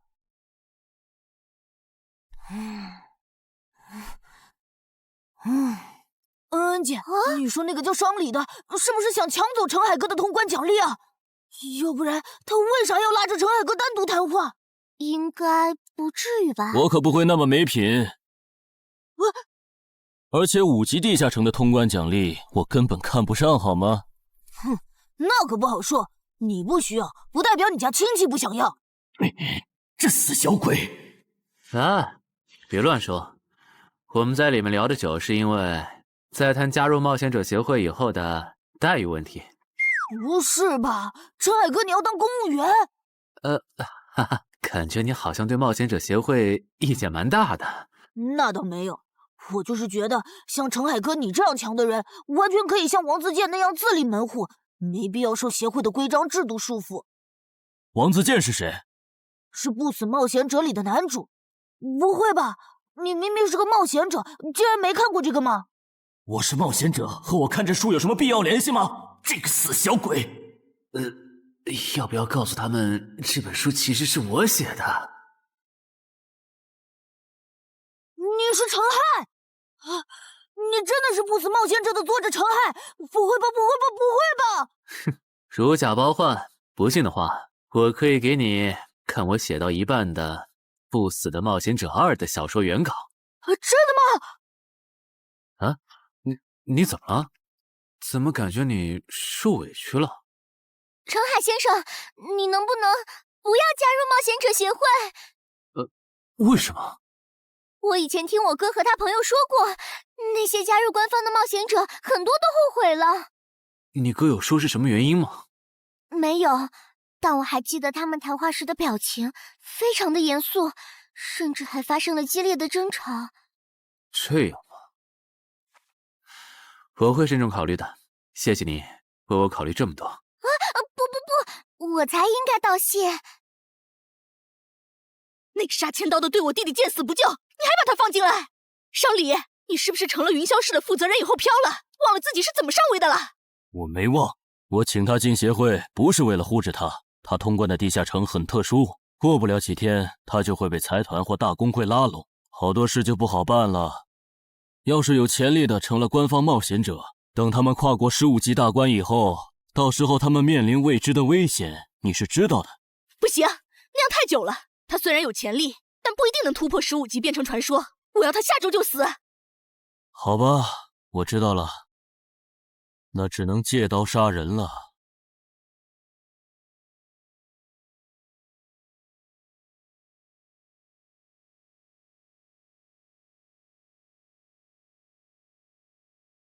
坟场，这个地下城的情报不是早就挖无可挖了吗？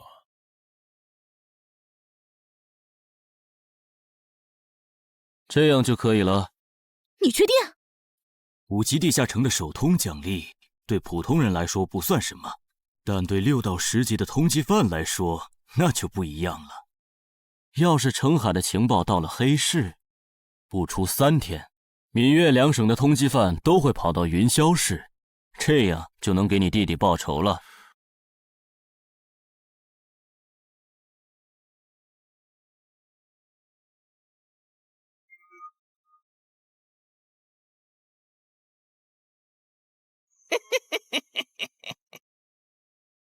我的个人信息要3天后才能录入官方的冒险者系统吗？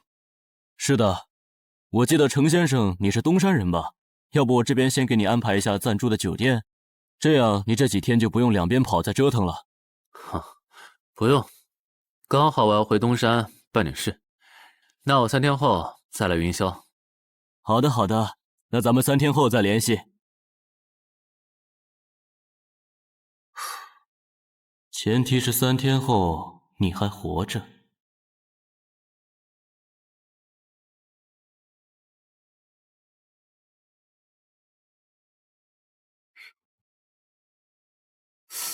几天没见，怎么感觉这个地下城入口变得更大了？啊！准入等级6级，也就是说，这个地下城的等级现在介于6到10级之间了。我现在是5级，按照之前的升级速度，只需要再打1个到2个5级地下城，就能升到6级了。上次翻论坛的时候，我记得东山这边好像有一个5级的地下城正在招募人手，我看看还在不在。好耶，还在。哼，你好，请问你们的招募条件是？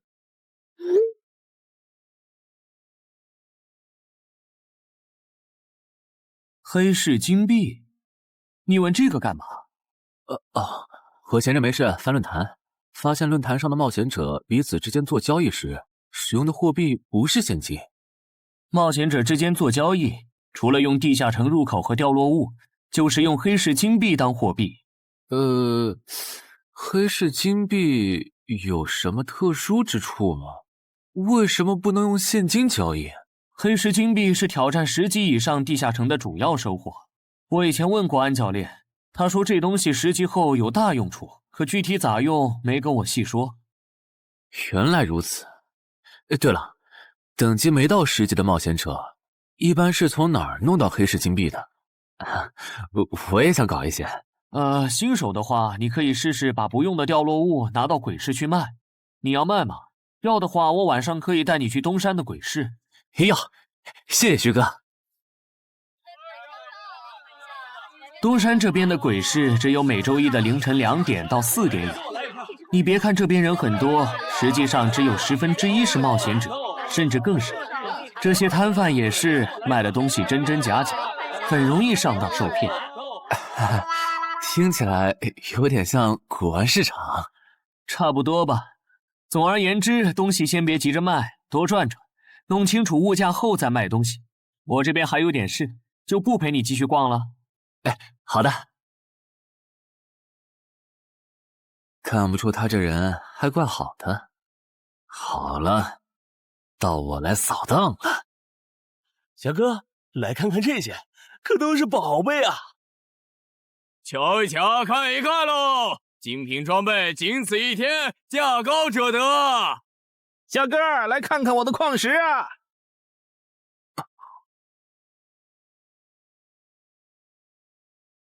看他求过的内容，这个人想要攻略的地下城，该不会是女妖之僧吧？这位小哥，你有我要的东西吗？如果是对付女妖的话，口琴和长剑应该可以。哈，有啊，你打算以什么价格收？我得先看看货，货好，价格都好说。要看货，你得等我半个小时，我回家拿去。那你得快点，如果在这期间有别人卖我要的东西了，我可就不收了。哼，知道了，都在这里了。这个口琴确实可以吸引女妖，我可以给你6枚黑市金币。Nice。至于这把剑，这剑携带圣化属性，对邪恶生物伤害加2点，能够有效攻击女妖。哦，有点意思。爷呀，你这把剑我可以给你8枚黑市金币，咱们加个微信吧。之后我这边如果再有需要，交易起来也方便。好啊，加好了。慢走啊，赚大发了。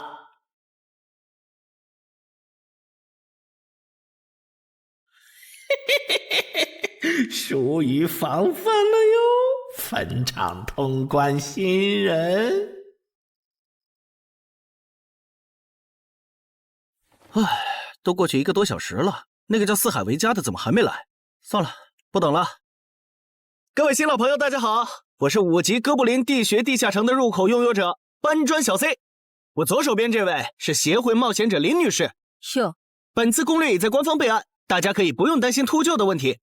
这边的3位大叔和我组队过3次，是实力和人品都很过硬的老手。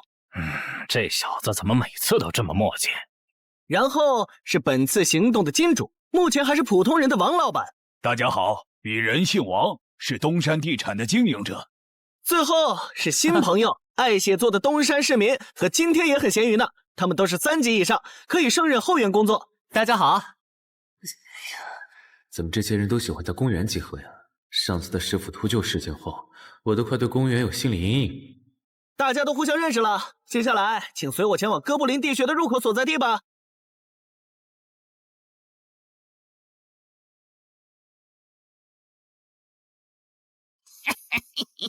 我就知道他没用黑市金币购买装备，一定是用来换东山这边的低等级地下城的攻略门票啦。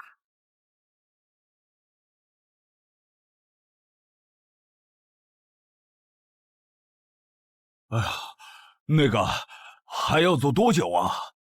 啊，快了，入口就在前面。小森，这入口你是怎么发现的？这也太偏了。不是我发现的，是本地的一位驴友发现，然后卖给我的。真的假的？这年头还有发现地下城入口以后自己不攻略，反而拿去换钱的傻子？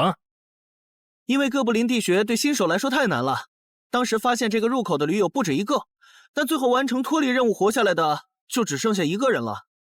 人家已经是冒险者了，这地下城在开放期又攻不下来，还不如卖了，换点能用的东西，剩下的钱分给死去同伴的家属。这选择挺合理的呀，不是吗？合理是合理，但我觉得事情应该没那么简单。喂，你这人真是的，咱们都合作好几次了，你还怀疑我？到了，形状、颜色、大小完全一致。没错，这个就是5级的地下城，风险评估过了，可以进。好耶！这一下你放心了吧？哦，喂，我再跟你们说一遍啊，进了地下城，里面的哥布林归我们管，你们就负责保护王先生，都没意见吧？我这200斤肉就交给2位了。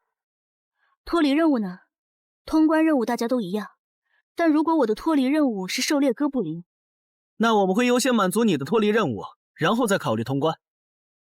这么容易就能拿到通关奖励，那我更没意见了。我也是。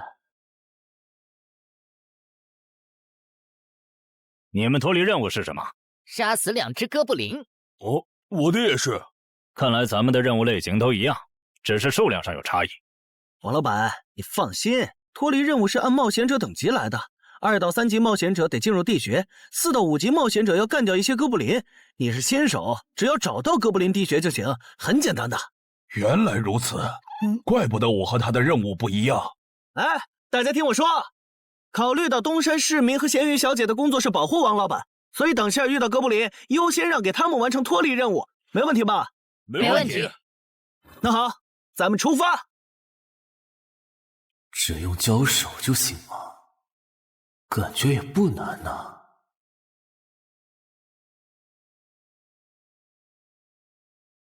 这个你不要吗？不要，你杀了吧。这就是5级地下城里的怪物吗？感觉也没多强啊。那是因为现在遇到的都是小怪，真正难搞的 BOSS 得深入地穴以后才能遇到。一般情况下，哥布林地穴的 BOSS 哥布林勇士得3、5个老手一起上才能干掉。哦，原来如此。那如果这个地穴里有2只甚至更多的哥布林勇士，咱们能对付得了吗？那肯定是对付不了的。不过一个哥布林部落只会诞生1只哥布林勇士，目前全球就1对冒险者遇过双胞胎哥布林勇士，这种小概率事件咱们肯定碰不上。那我就放心了。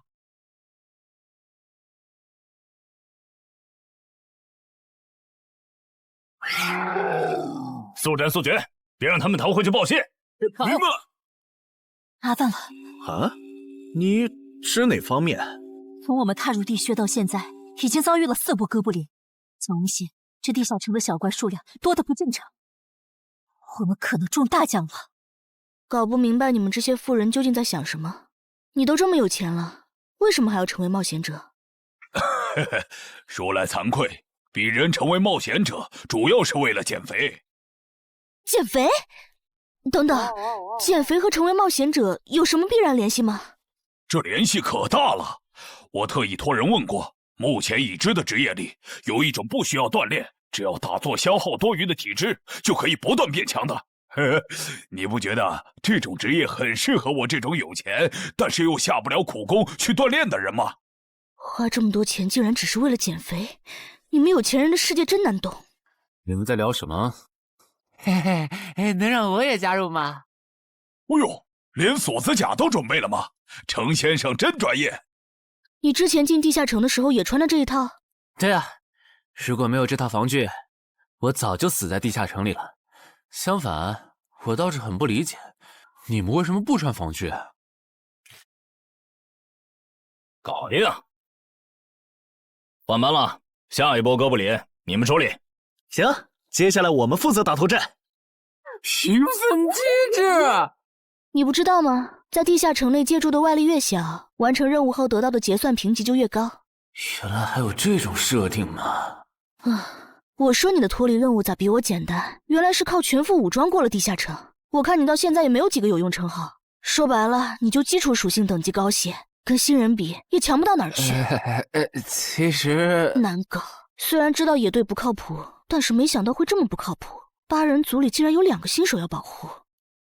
你们3个等会儿再聊。拦路的哥布林小队已经清理掉了，可以继续前进了。好的。怎么有3个岔路？正常的5级地穴不是最多只有2个吗？看来我之前的担忧没错，咱们遇到了 bug。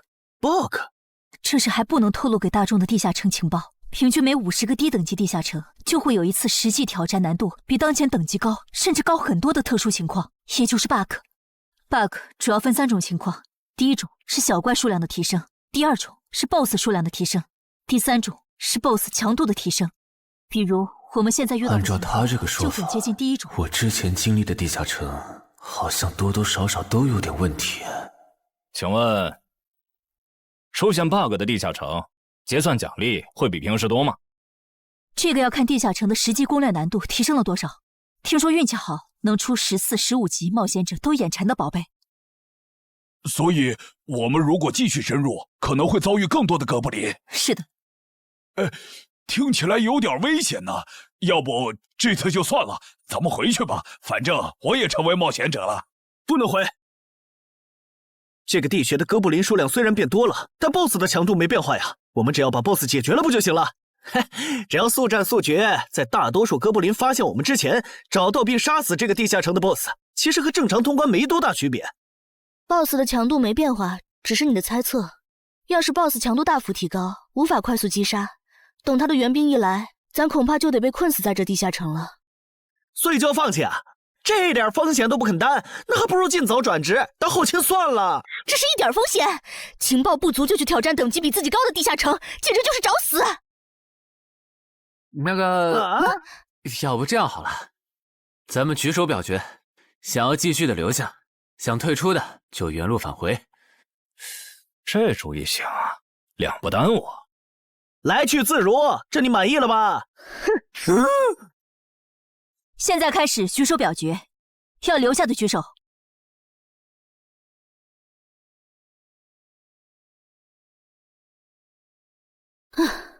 所以说野队就是野队，完全没有风控意识。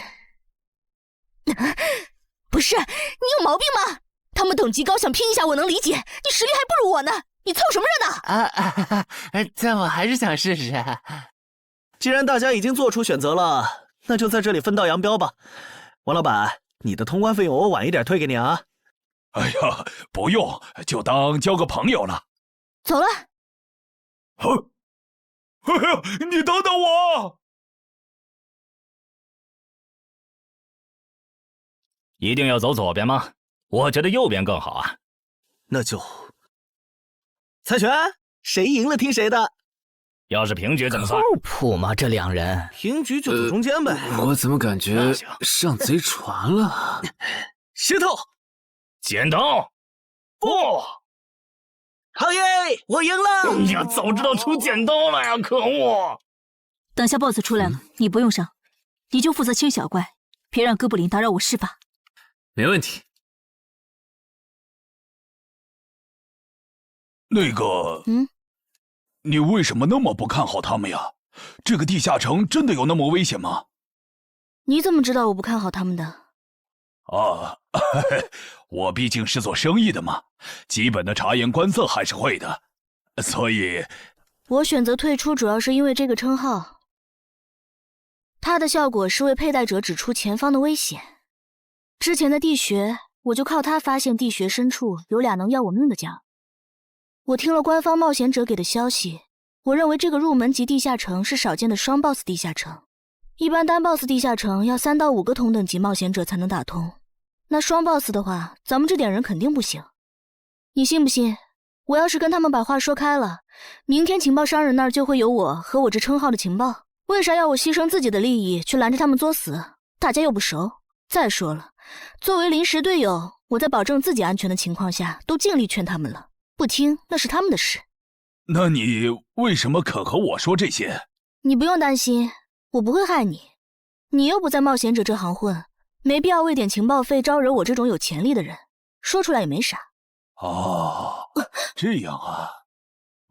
怎么了？不能再继续前进了，外面有更致命的危险。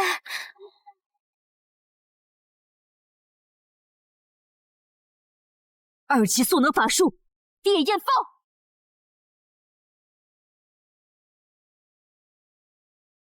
原来林开战前套给我的元素护甲是干这个用的呀！不愧是官方冒险者，虽然同为5级，但他的称号、职业、技能和装备都已经毕业了，而且还是最难凑齐的一套法系职业。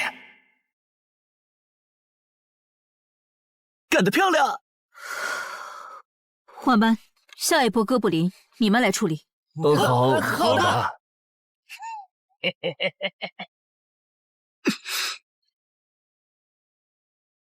啊？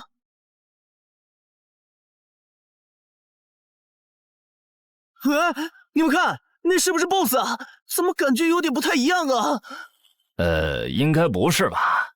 这么矮，和哥布林勇士完全不沾边啊！等等，这是，大家小心，这确实是 BOSS， 只不过不是哥布林勇士，是哥布林萨满。给我冲！大家速战速决，在哥布林勇士出现以前结束战斗，不然我们就危险了。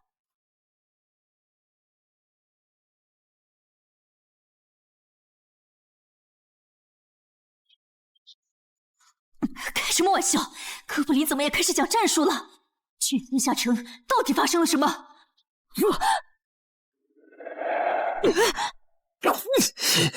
快走，我来会会这家伙。林那边好像遇到麻烦了，你们出个人去帮忙。你在开玩笑吗？这么多哥布林，我们哪抽得出人手？快去帮他们呀！这边我一个人能行。可是，走啊！你待在这儿，影响我发挥。我会尽快解决掉哥布林萨满，然后来帮你。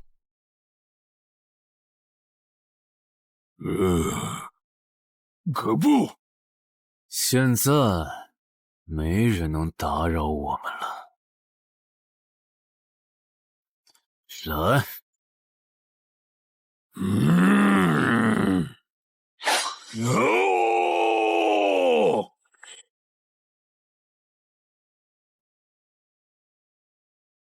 这个 BOSS 力量惊人，但太笨拙了。就算不用一步一杀，我应该也能躲过他的大部分攻击。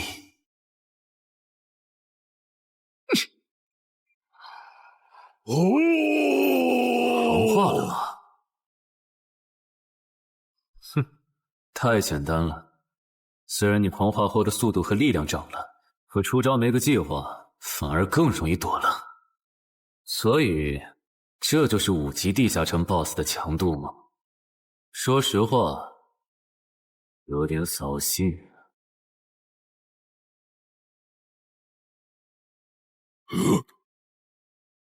你这种程度，连当我的开胃前菜都不配。可不！可不！连死战到底的勇气都没有吗？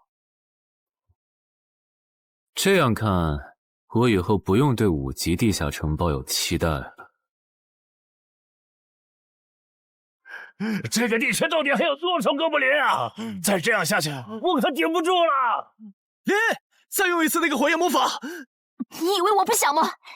那个哥布林萨满一直在用低级法术干扰我施法。啊！等一下，通关任务怎么完成了？我的也是。石洞山市民解决掉了哥布林勇士。大家再撑一下，他等下应该会来支援我们。我看不见他，他既然已经完成了通关任务，就没有理由再回来冒险。那咱们也撤吧，反正通关任务已经完成了。不行，如果我们不能一鼓作气杀死哥布林萨满，那撤退的路上我们会被他们耗到死的。您说的对，现在还不能撤，大家顶住！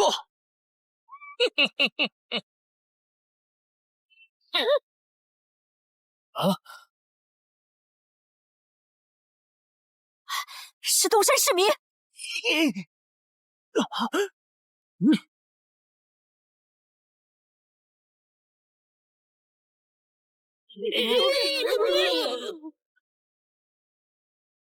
你从哪儿找来的大佬啊？双 BOSS 地下城就被他一个人打穿了？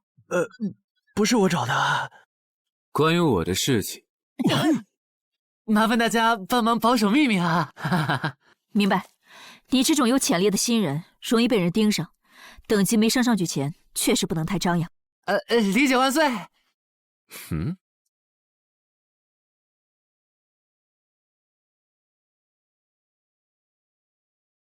不能出去，外面有更致命的危险。啊，更致命的危险？就是有一个危险程度远比双 BOSS 大的冒险者守在外面，我们出去就会被杀。那怎么办？回去找其他人，说服他们一起抱团冲出去。啊！你们竟然把2个 BOSS 都杀了！这俩可都是他一个人干掉的，我们都没出多少力。怎么是他？我之前明明用称号确认过，他威胁不到我。等等，你怎么知道这个地下城有2个 BOSS 的？难道你刚刚一直躲在我们身后偷看？那倒没有，在你们遇到 BOSS 以前，我们就已经走到出口了。之所以知道这个地下城里有2个 BOSS， 是因为我的这个称号，他能帮我找出前面对我有威胁的存在。我就是靠他才知道这地下城有俩 BOSS 的。不是吧？你有这么好用的称号，你之前不提醒我们？我是没有直接提醒，但我有劝过你们不要继续深入地穴吧。那你为什么又折返回来？因为出口那边有一个比双 BOSS 更强、敌意更浓的高等级冒险者在堵门。啊！外面有高等级冒险者在堵门，你确定？确定。先是地下城难度超标，再是高等级冒险者堵门，可疑的地方太多了。说，是不是你搞的鬼？不是我，不信咱们签单向契约确认。等等，堵门的高等级冒险者不会是那个爽约没来的四海为家吧？那个，我想问一下，你的称号可以预知危险，那如果我对你流露出杀意，你能判断我和堵门的人谁更强吗？能。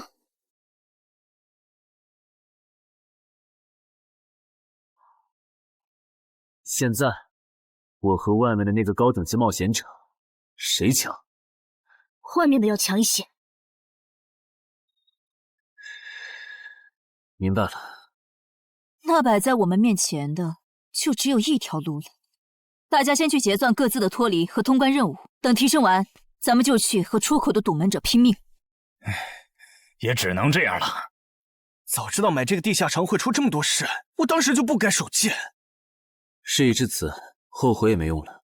再说，咱们这么多人，未必打不过。这都多久了，怎么还没人出来？那个通关坟场的小子不会死里边了吧？你有没有兴趣？不好意思啊，我想再王老板考虑一下。没想到第一次进入地下城，就让你遇到这种事，实在不好意思啊。结算出来了，这次没有掉落史诗级奇物，看来双 BOSS 的地下城难度也远不如坟场啊。感觉下一个地下城可以跳过6级，直接尝试7级了。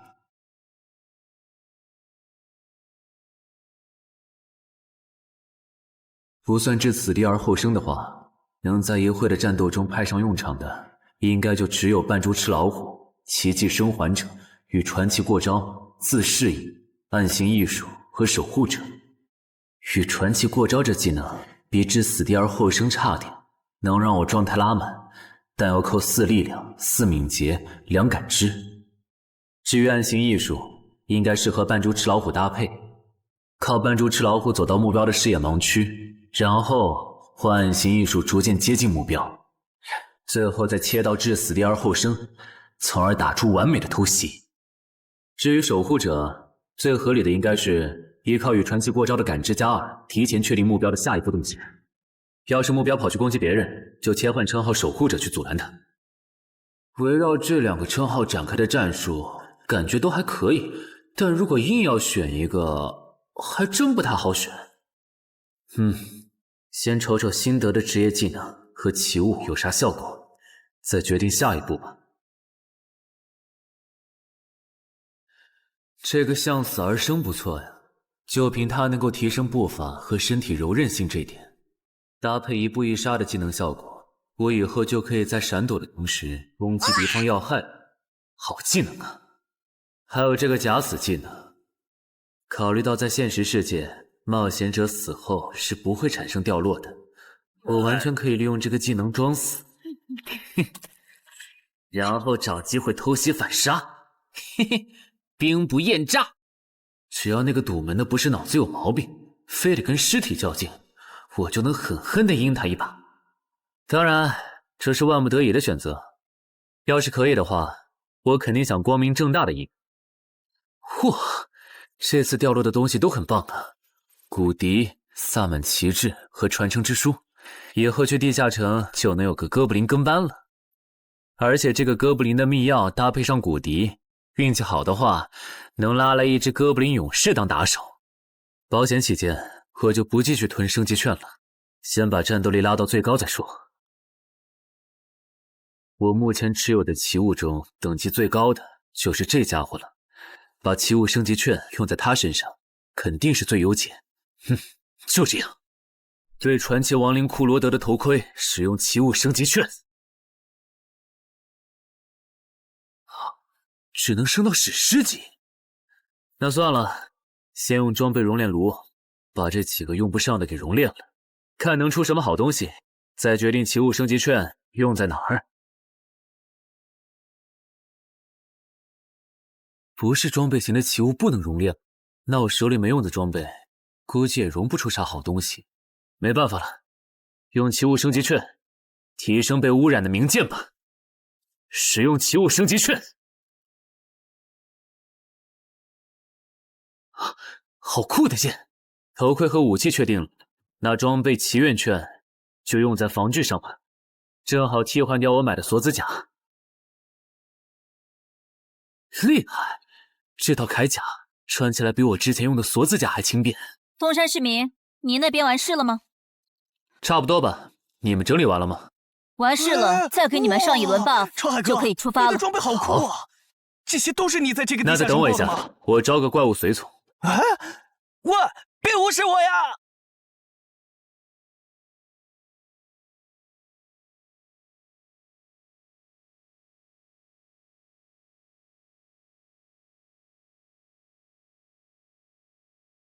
哥布林，你招个这样的怪物随从，没什么意义吧？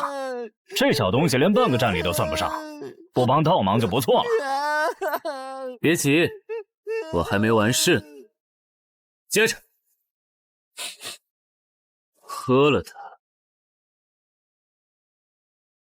这不，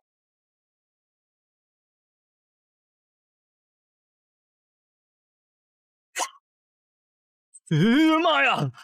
你在这喝啥了？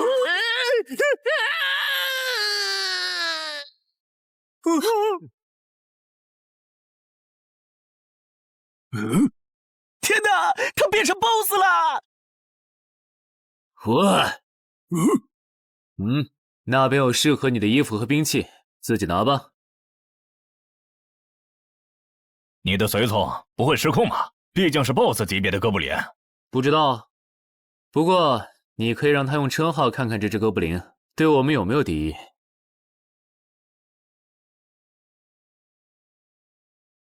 看了，他对我们没有恶意。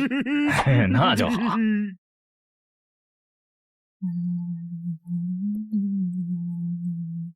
法师护甲，尤其属性强化，雄之坚韧。好厉害！体质竟然加强了2点。属性增益只有1个小时。法师护甲能给没穿护甲的地方加点防护，虽说比不上你身上这套的防护力，不过有总比没有强。我呢？好耶！你没事吧？没事，休息一会儿就好。嘿嘿，终于出来了！啊？怎么还混进去了一只哥布林勇士？说好的有人在出口堵门呢，这也没有啊。估计是藏起来了，你用称号看一下他在哪儿。好。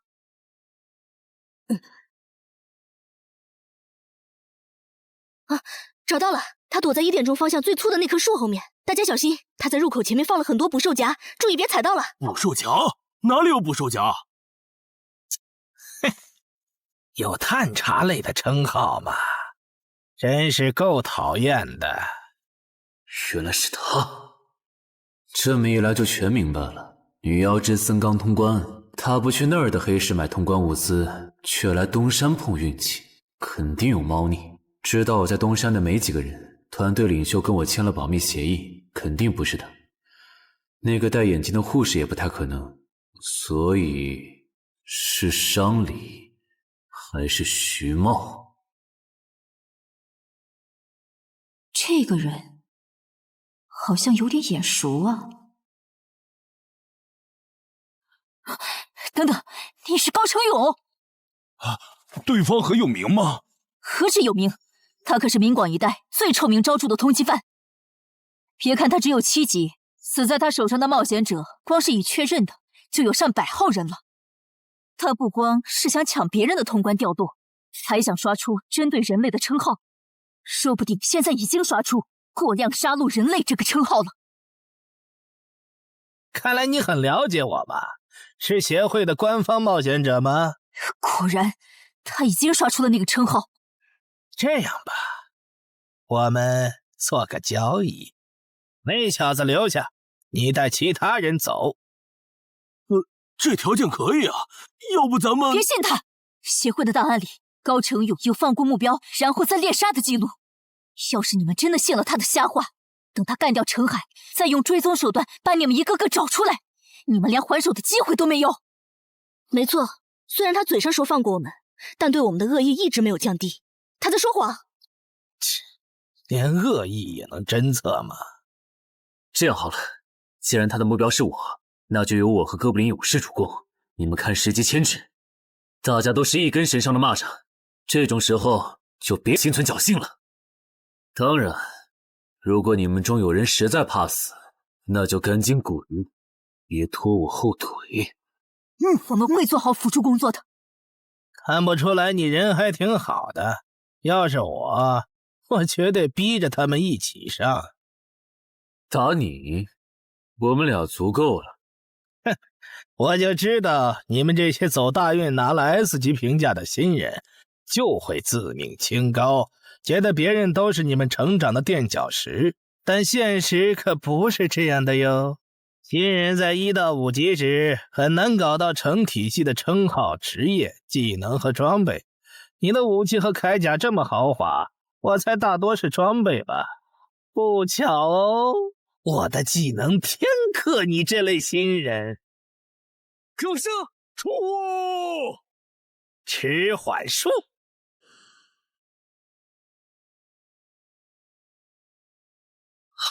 速度变慢了。这货，迟缓术可不只是速度变慢而已。遇到使用长镰这种冷门兵器的我，被上了十环术的我，也根本接不住你的招。你是这么想的吧？哼，很遗憾，如果你就只有这点东西的话，那很不幸的告诉你，今天你踢到铁板了。你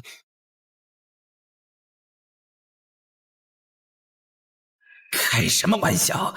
我百试百灵的组合技，竟然被他这么简单的破了吗？这真的是只经历了3个地下城的新人该有的水平吗？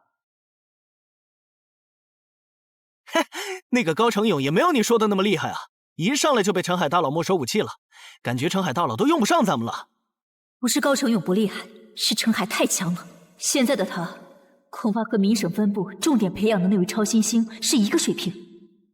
如果我说我认栽，那把长镰我也不要了，能放我一马吗？换位思考的话，你会吗？说的也是。消失了，那件披风的效果是隐身。唉，一想到超新星要死在我手里，我就感到惭愧呀。如果你没遇到我这样的新人杀手，大概会成为传说级冒险者吧。可惜，今天你就要死在这儿了，是你选择的死战。陈海，小心，那人没走，就在你周围。你这娘们儿！你在看哪儿呢？你不可能！你怎么知道我在这里的？因为我感知20，你的一举一动在我这儿都是明白。蛮感知吗？这个人你来上。好嘞。老天，真是不公平！我想问一下，3人冒险者如果要加入协会，录入个人信息大概要多久？工作日的话，半天。这么看来，就是云霄市协会泄露消息的。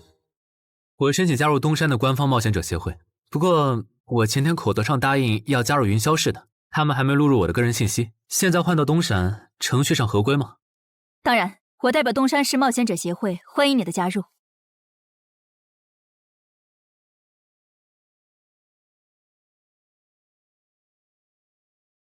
喂，我考虑了一下，还是决定不成为云霄市的官方冒险者了。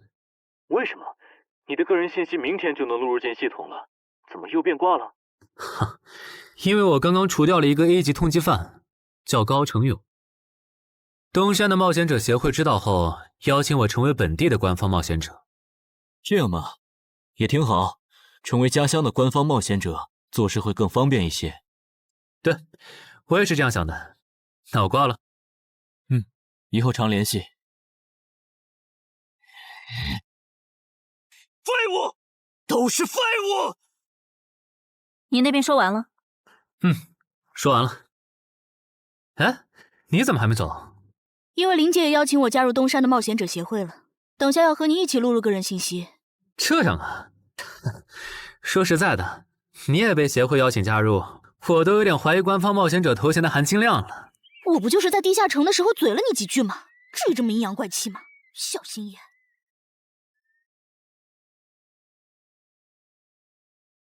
请关闭称号和职业技能，用你自己的力量对着他出拳。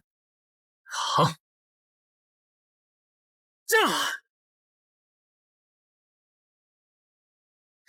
不愧是官方，测基础属性的工具比变身馆的强太多了。12点，那我呢？他们测完了吗？测完了，他的力、啥玩意儿都是12。17点，只有12吗？这跟他之前的表现差太远了，我以为他至少14甚至15呢。只有12点却能杀掉9级的高成勇，主流的职业称号肯定做不到。等我激活了职业和称号，再测一次，肯定压过你。陈海先生，你的个人信息已经录入了，这是你的证件。这么快？特事特办，你可是以一己之力打穿了双 BOSS 地下城，还单枪匹马完胜高成勇。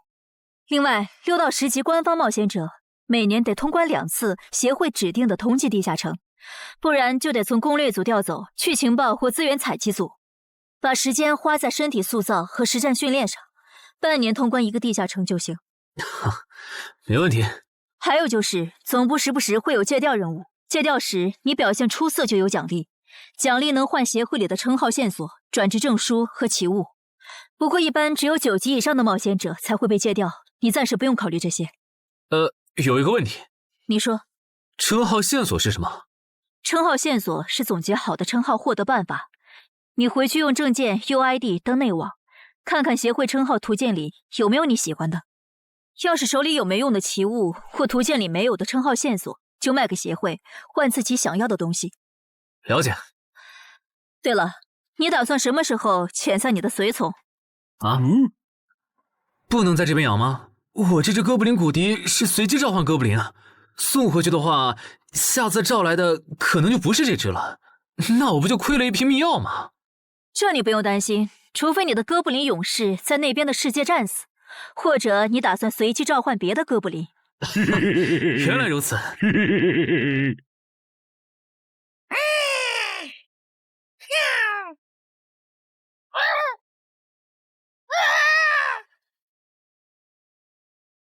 跟我来吧，我带你们去认识一下同事们。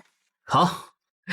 大佬好，我叫梁家坤，是东山这边的冒险者候补，目前的力、米分别是。喂，你别每次见到厉害点的冒险者都跟报菜名似的，把自己的力米数值甩出来啊，这样很得罪人的。哎，有什么关系嘛？我的数值总不可能比澄海大佬的还高吧？不，你的就是比他高。你是东山这边的入口管理者？在东山专家级地下城没打通前，干不了入口管理者的活。好，所以入口管理者另有其人是吧？那他没来是因为在攻略东山这边的专家级地下城？那倒没有，他没来是因为在处理昨天突然涌入东山的通缉犯。据说好像是因为东山市出现了坟场的通关者，那些人都是奔着他来的。这样吗？坟场那个老手坟墓啊，哟，那可是出了名的 bug 级地下城，能产出奇物升级券。啊！你们这样看我干什么？我说错话了吗？你还没意识到吗？意识到什么？那个，我就是坟场的通关者。什么？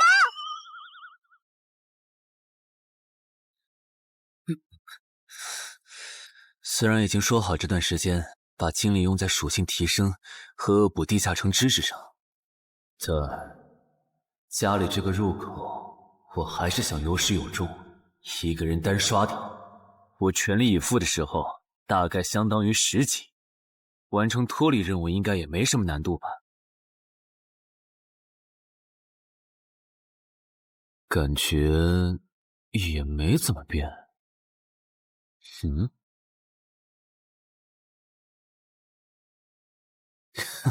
原来冒险者面板还能升级吗？那是不是等11到16级的时候，我的面板还会有变化？怎么感觉升到6级后的限制反而变多了？等升到11级，不会还来一些新的限制吧？就先这样，搞定。账号弄完了，让我看看这次的脱离任务是什么。脱离任务从单选变成2选1了，这对不打算通关的冒险者来说倒是个好消息。不过，豺狼人，原来这片森林除了鱼人以外，还有别的怪物吗？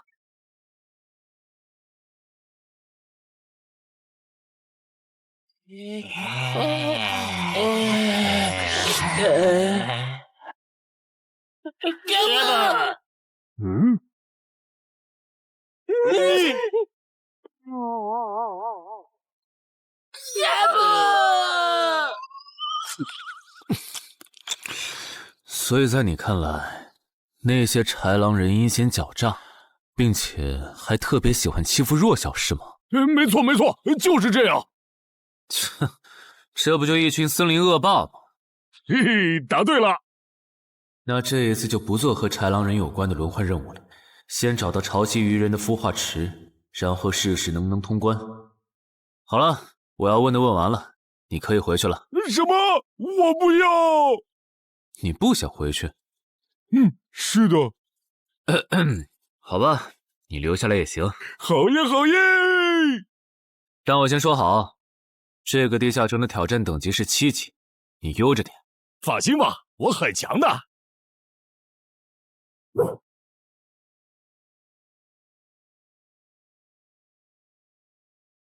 结果你还真组了个野队，让人家带你通关。嘿，还是5级的地下城，你这胆子够大的。嘿嘿，其实还好啦，虽然中间出了一些意外，但也因祸得福，认识了2位很有潜力的冒险者。你这就是幸存者偏差。那些散人如果靠谱，我儿几就不会死在地下城里。我知道，所以我是确认有官方冒险者兜底以后，才决定下去的。说起来，前几天的新闻我看了，你儿子的死好像不是意外。怎么可能是意外？我儿子下去之前，我给他准备了2件保命的奇物，可他还是死了。那2个弱鸡入口拥有者却活着，开什么玩笑？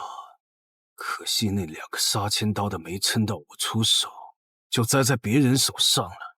不然，我一定要让他们后悔来到这世上。那这人也算间接为你儿子报仇了，咱得报答他呀。他叫什么名字？叫陈海。我这次来东山，就是要当面感谢他。陈海？你认识？我组的临时野队里也有一个姓陈的，可能就是他。什么？科长，都打起精神来！那些豺狼人斥候说不定就藏在附近的灌木丛里，你们这样懒散很危险的。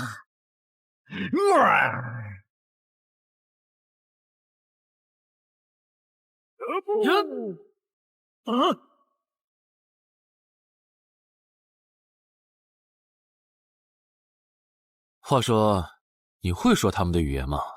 当然，需要我帮忙翻译吗？先不，我有一个能在这种场合上派上用场的奇物，如果它不好用，我再找你。你们的孵化池在哪？告诉我，我可以留你们一。你以为我会出卖我的族群吗？绿皮傻大个的小跟班儿！你以为我会出卖我的族群吗？绿皮傻大个的小跟班儿！有种你们就杀了我！队长死了，咕噜。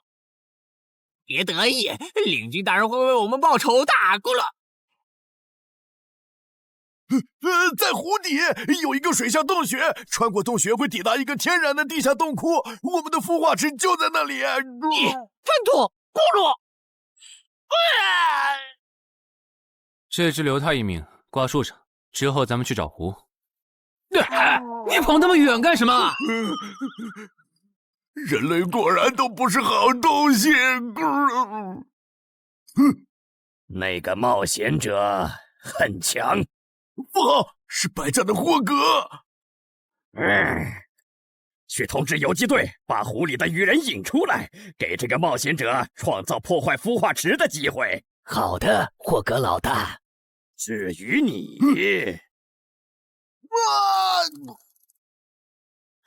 哇，这湖比之前用无人机航拍的时候感觉还大。得先找到水下洞穴，然后游好久才能到孵化池。就这要求，能把99%的冒险者都给淘汰掉。不过好在我有海之炎能水下呼吸，虽然不会游泳，但头盔里有库罗德水下战斗的经验。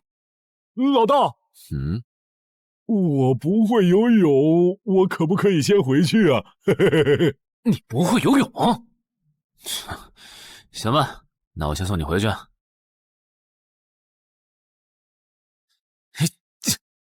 呦，哎呦，好了，热身完毕，那出发了。果然，依靠海之炎和库罗德的头盔，就算是我这种旱鸭子，在水里畅游，那还不是小菜一碟。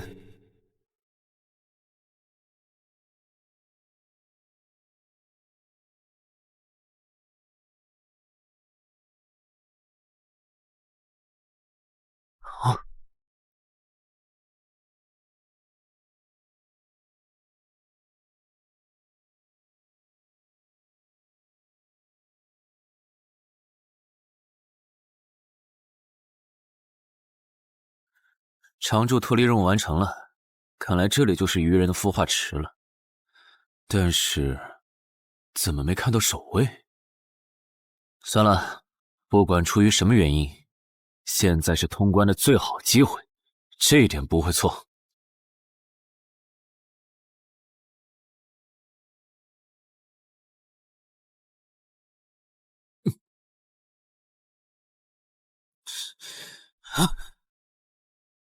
就一个咕噜，有点不够分呐，咕噜。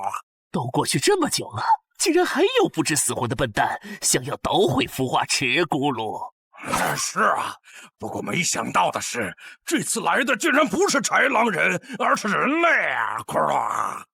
原来守卫一直藏在上面吗？1对4，他们应该不会给我穿装备的时间，用至死地而后生速战速决吧。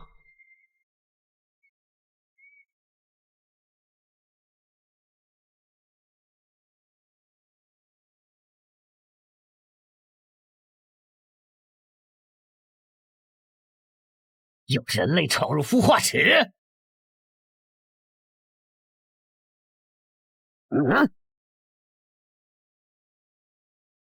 霍格老大，鱼人撤了，应该是湖里的鱼人哨兵发现那个人类冒险者了。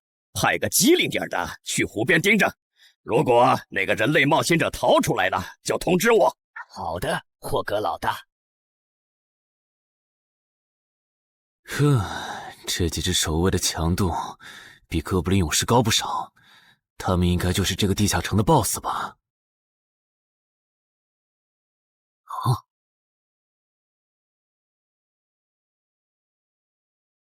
！6到10级这个阶段的地下城 BOSS， 通常可以划分为团队增益型和个体高战型2类。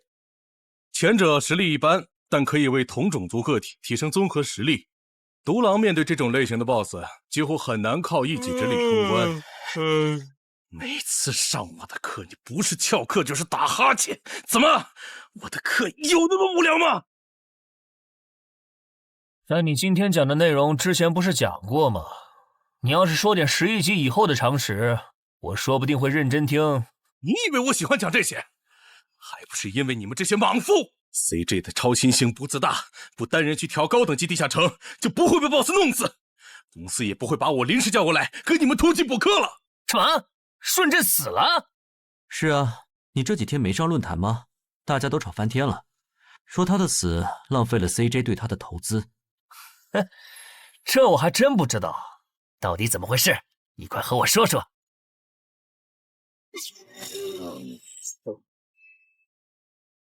小心，这个人类是极其罕见的高感知个体，偷袭对他没用，大家一起上，咱们耗死他！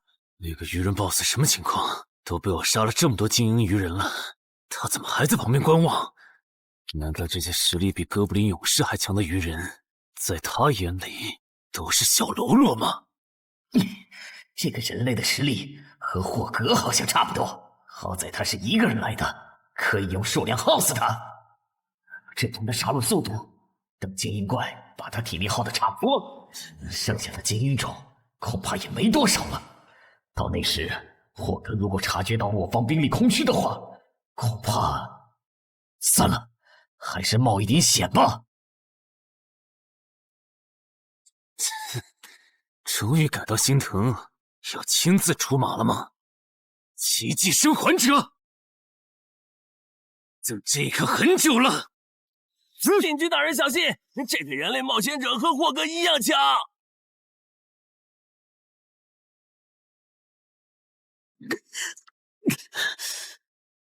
很好。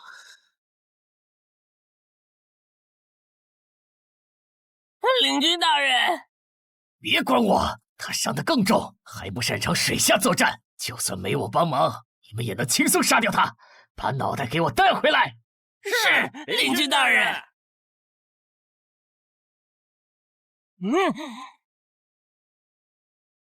那个人类不是重伤了吗？他咋能这么快逃到这儿，还迅速干掉鱼人哨兵的？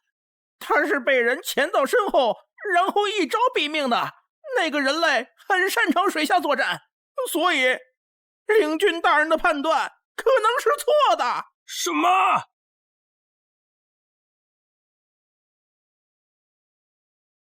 该死，总算活着逃出来了，多亏了这个奇迹生还者呀，不然我就得交代在这儿了。果然和我预想的一样，那个鱼人 BOSS 沉不住气，要是他再稳点，我就会被耗死了。怪不得团长说，独狼到了更高级的地下城会越来越吃力。哼，一挑多肯定没胜算呢。看来我还是得找些厉害的队友了。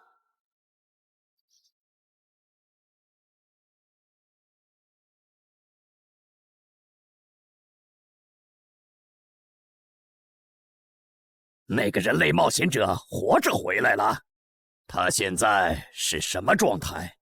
我不敢靠得太近，怕被发现，但可以确定他伤得很重。嘿嘿，重伤的冒险者嘛。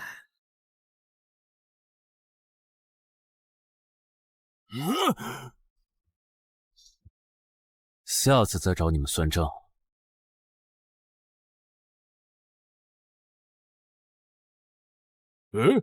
已经结束了。失败了，孵化池里的鱼人太多了，我一个人杀不完。我刚才翻了下你们的传承之书，如果你的战斗累积到一定场次，会升阶为更高等级的百战哥布林。以后你就用这把剑斩杀和你实力差不多的地下城怪物。等你成为了百战哥布林，这剑对你没啥用的时候再还给我。那您用什么？哼，我用这个。啊，对了，你以后得练一下游泳了，后面我还要再打一次这个地下城，到时你得出力。好吧。这一定是豺狼人干的。激活技能，与死亡共舞。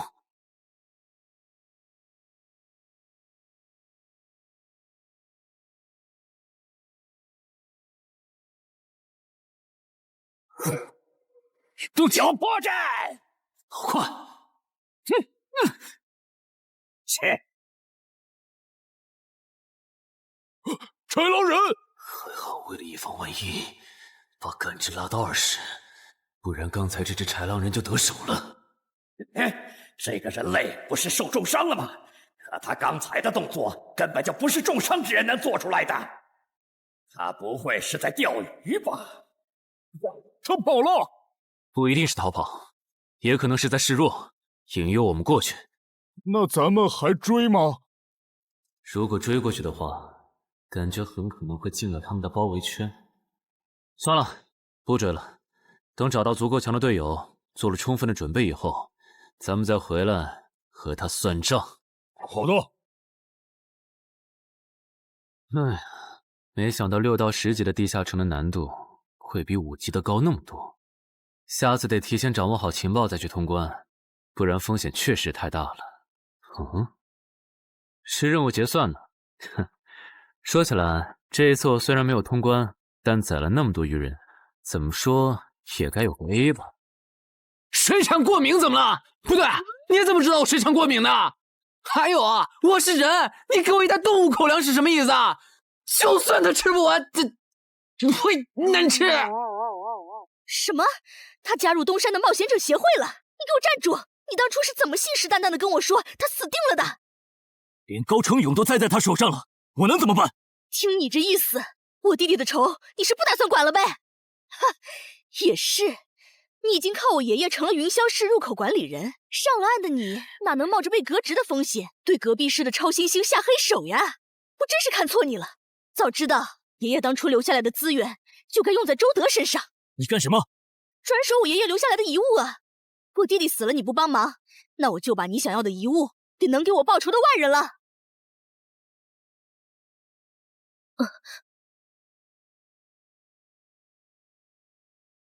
361、362、363。安然，黑市上出现了个你可能会感兴趣的悬赏。说内容。有人用传说级冒险者的遗物作为奖品，悬赏东山市某位超新星的命。徐茂又惹到谁了？不是徐茂，但这个人咱们都认识。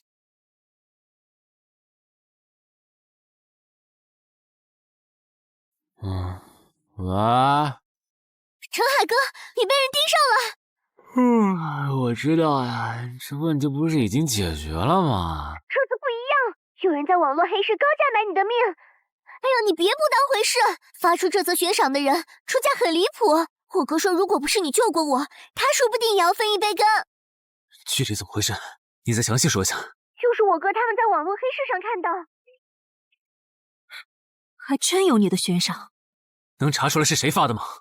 不用查，就从这则悬赏的报酬反推，发出者大概率是已故的传说级冒险者周建明的直系亲属。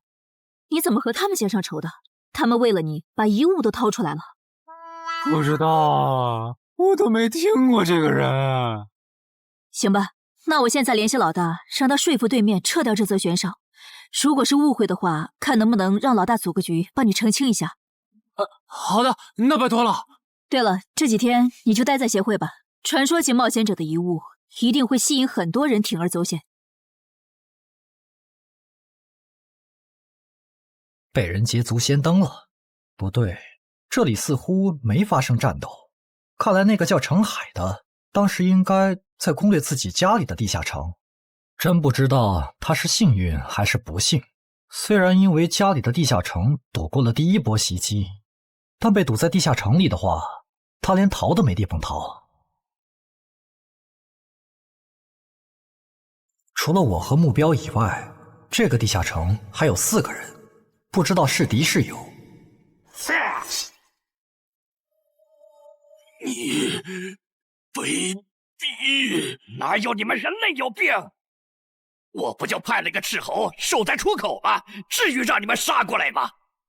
搞得我现在受伤不说，手底下的兵也被消耗的差不多了。如果昨天那个冒险者又回来了，不行，留得青山在，不愁没柴烧。这点不能待了，得赶紧走。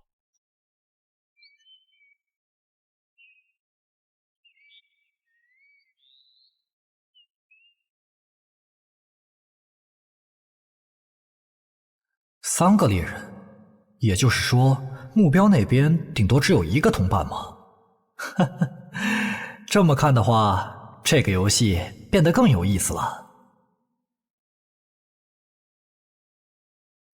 安教练，你找我？对，程海被悬赏的事你知道吧？知道。那正好，你给程海打个电话，如果他不知道自己被悬赏了，随便挑个6到10级地下城，邀请他和你一起打。剩下的不用我说，知道该怎么做吧？徐茂打过来的，肯定因为悬赏的事，不知道他是来提醒我的，还是来试探我的。哎呀，算了，还是不接了。反正家里地下城入口这次肯定是暴露了。要是之后问起来，我就说在攻略家里的地下城。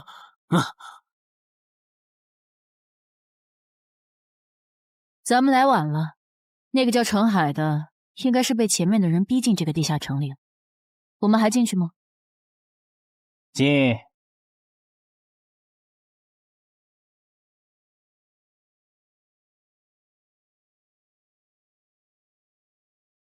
又进来2个人。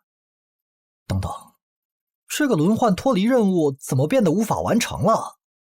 难道说这个地下城的精英豺狼人已经被杀到不足5匹了？你好，那边的人让我问你，要不要一起开个会？那边的狂战士好像有事要跟咱们商量。也就是说，你和你的同伴是最先进入这个地下城的，程海不在这里。对。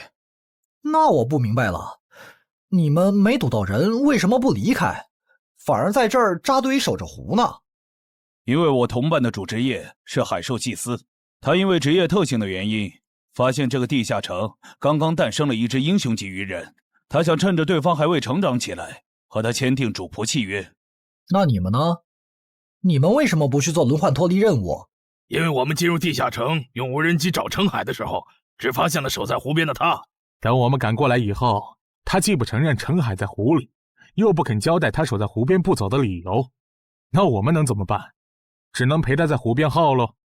这不能怪我呀，我总不能说我的同伴下水了，但我不会游泳，只能在岸上等他吧。你这家伙！啊，我怎么了？先等一下，你们的事情我大概了解了，但这应该没有商量的必要吧？有必要。刚刚同伴死了。啊？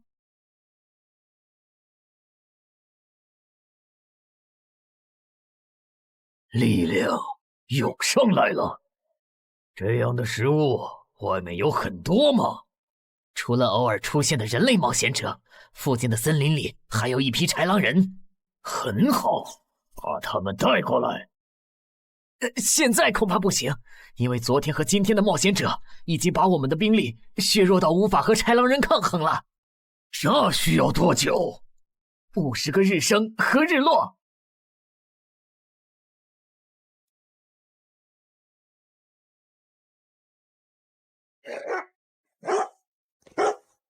没想到独狼沈木竟然死在了这个地下城。他不是一直这样忙吗？遇到克制自身的地下城，就会因为没有人帮他兜底而陨落。是这个道理，但这白痴为了断其他人的后路，单独猎杀豺狼人，结果把自己给玩死，是我没想到的。那我们之后怎么办？鱼人的孵化池大概率在水中，我们的职业和奇物都不适合在水下作战。完不成脱离任务的话，我们会被困在这个地下城的。这个地下城的最大挑战者数是15，除了我们和这个白痴以外，还有12个名额。只有其中有擅长水下作战或者能帮助我们完成脱离任务的，我们就能脱离。所以回出口。我都说多少遍了，我的同伴是海兽祭司啊！这个职业的水下作战能力很强，以他的实力，不可能连逃回来都做不到。这个地下城绝对不正常。关键是现在要离开这个地下城，只能靠常驻脱离任务，这下麻烦了呀。回出口吧，排除掉那个搞崩了轮换任务的王八蛋，这个地下城还能再进7个人，说不定其他人里面就有能帮助我们完成脱离任务的。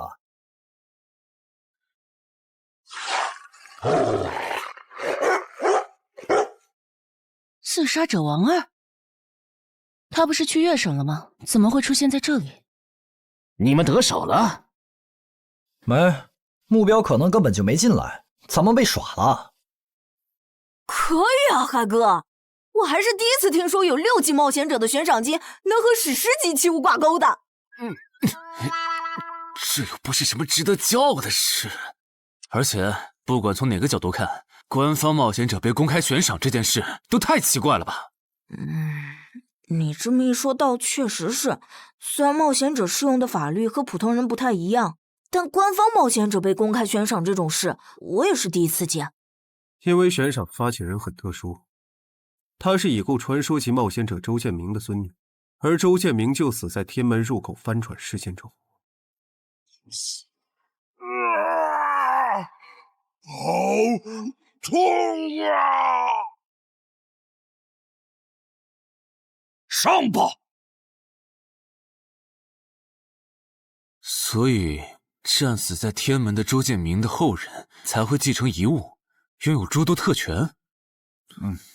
对，又因为周建明的孙子死在了坟场，而你又救出了2个本不可能活着的一般市民，堵死了他弟弟的生路，所以周建明的孙女才会迁怒于你，想要你死的。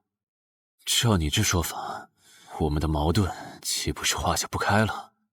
那倒不至于，老大已经约了米省负责人，也就是周建明的旧友，还有发布者，一起谈这件事情了。快的话，下午就能谈出个结果了。我们没来晚吧？没，刚刚好。嘿嘿，那就好。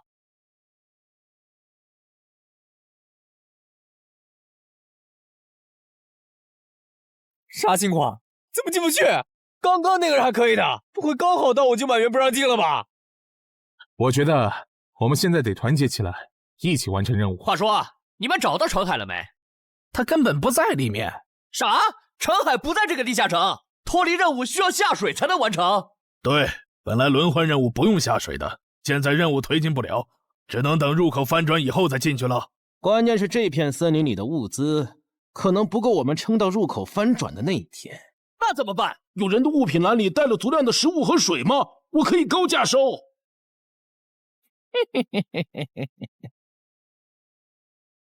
本来也没抱多少希望，不过没想到连刺杀者王二那样的高手都被困在这个地下城里。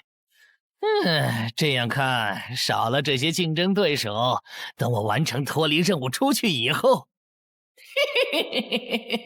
说不定真的可以燃制周建明的史诗级遗物了。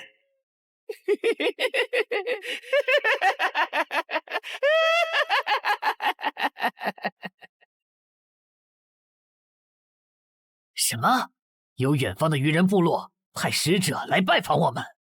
是的，对方自称是寇涛鱼人的大祭司。大祭司？吞噬者大人，要和他见一面吗？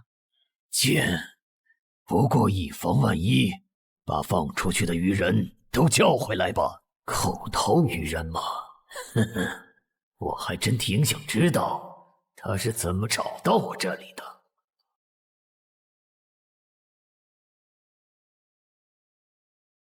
领军大人答应见你了，跟我来吧。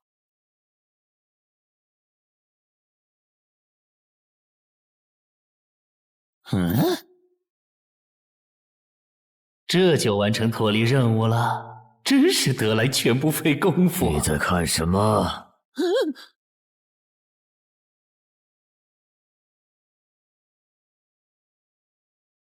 英雄级单位，7级地下城怎么会有英雄级单位？你在发什么呆？吞噬者大人问你话呢。别慌，他们看不到我的任务面板，只要找个理由搪塞过去。理由，有了！本祭司拜访过很多鱼人部落，但像你们这样能把孵化池放在地表生物完全无法到达的部落，我还是第一次见，一时有些惊讶。这样啊，那不怪你，毕竟不是哪一只鱼人都能找到这样的风水宝地。嘿嘿，不对，他有问题。天赋不会说谎，打他出现在我视野里的那一刻开始，我的天赋就一直在提醒我，吃掉他，我还能再升一级。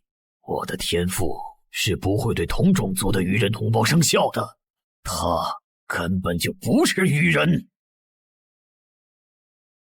如果不是那个叫程海的圣母心泛滥，我弟弟才是最有可能完成脱离的人。官方冒险者应急预案操作手册第4条，被卷入生存类地下城翻转拉人事件，需优先帮助弱势群体完成脱离任务。程海的操作完全合规，不是他的问题。但他那个时候还不是官方冒险者。周畅，你先别说话，我就问一个问题。您说，如果一切顺利，你觉得程海能成长到哪个程度？优秀的中间，独当一面的地区负责人，还是传说？以散人冒险者开局，1个月到6级，还单杀了新兴猎手高成勇。不管从哪个角度看，程海都比同期的我要强。再结合他在坟场的表现，我觉得他至少都能胜任地区负责人，甚至有望冲击传说。好，那这事儿就这么算了。我这边稍后会督促华东委托集市的负责人下掉那则悬赏。黄伯伯，差不多得了。我之前看在建明哥的面子上，一直纵容你和你弟弟，但再怎么照顾也是有限度的。我们这一边的传说种子，可不能因为你的一己私怨而夭折。程凯哥，好消息！你的悬赏被撤掉了。好呀！程海的悬赏没了，这才24小时不到吧？谁这么效率？看来只是悬赏被撤回，不是有人有事。他刚微信回我了。所以是郑仁君出面死保了吗？没想到他这么看好这个新人。黄伯伯，那则悬赏是您点头了以后我才发的，为什么那个郑仁君说几句您就改口了？他郑仁君的面子有那么大吗？如果只有东山方面的施压，我其实还能帮你扛几天。但现在是除了协会内部，还有别的方向的压力也给到了我这里。那个叫陈海的人脉比你想的要广。别打了，我知道的我都说了，给我个痛快吧。大人，已经审完了。哦，森林里有12名冒险者，实力和豺狼首领差不多，他们不擅长水下作战，不用担心会打过来。现在被困在森林里，无法撤离，森林里食物少，撑不到50天，有点意思。这位就是东山市的入口管理者邓仁君，你的事就是他出面说和的。谢谢郑哥。客气。虽然华东委托集市已经撤掉了针对你的悬赏，但保险起见，未来2个月你还是别出这栋楼了。外面指不定会有高等级通缉犯冒险来杀你，然后找悬赏发布者领赏。有道理，那我不出去了。等一下，那悬赏陈海哥的人呢？这种坏规矩的事儿，他难道就没有处罚吗？发布者毕竟是周建明的孙女，官方不太好处罚她。不过对她丈夫伤礼的处罚，过段时间会下来。她应该当不了云霄市的入口管理者了。周建明遗物的保管权现在归民省负责人黄选了。虽说所有者还是周畅，但以后交易赠与都得在黄选监督下进行，这样他就没法再给你使坏了。对了，我家有一个7级的地下城入口，距离反转还有50天。既然未来2个月我都要住在这里，那我用不上了，我选择上交。什么？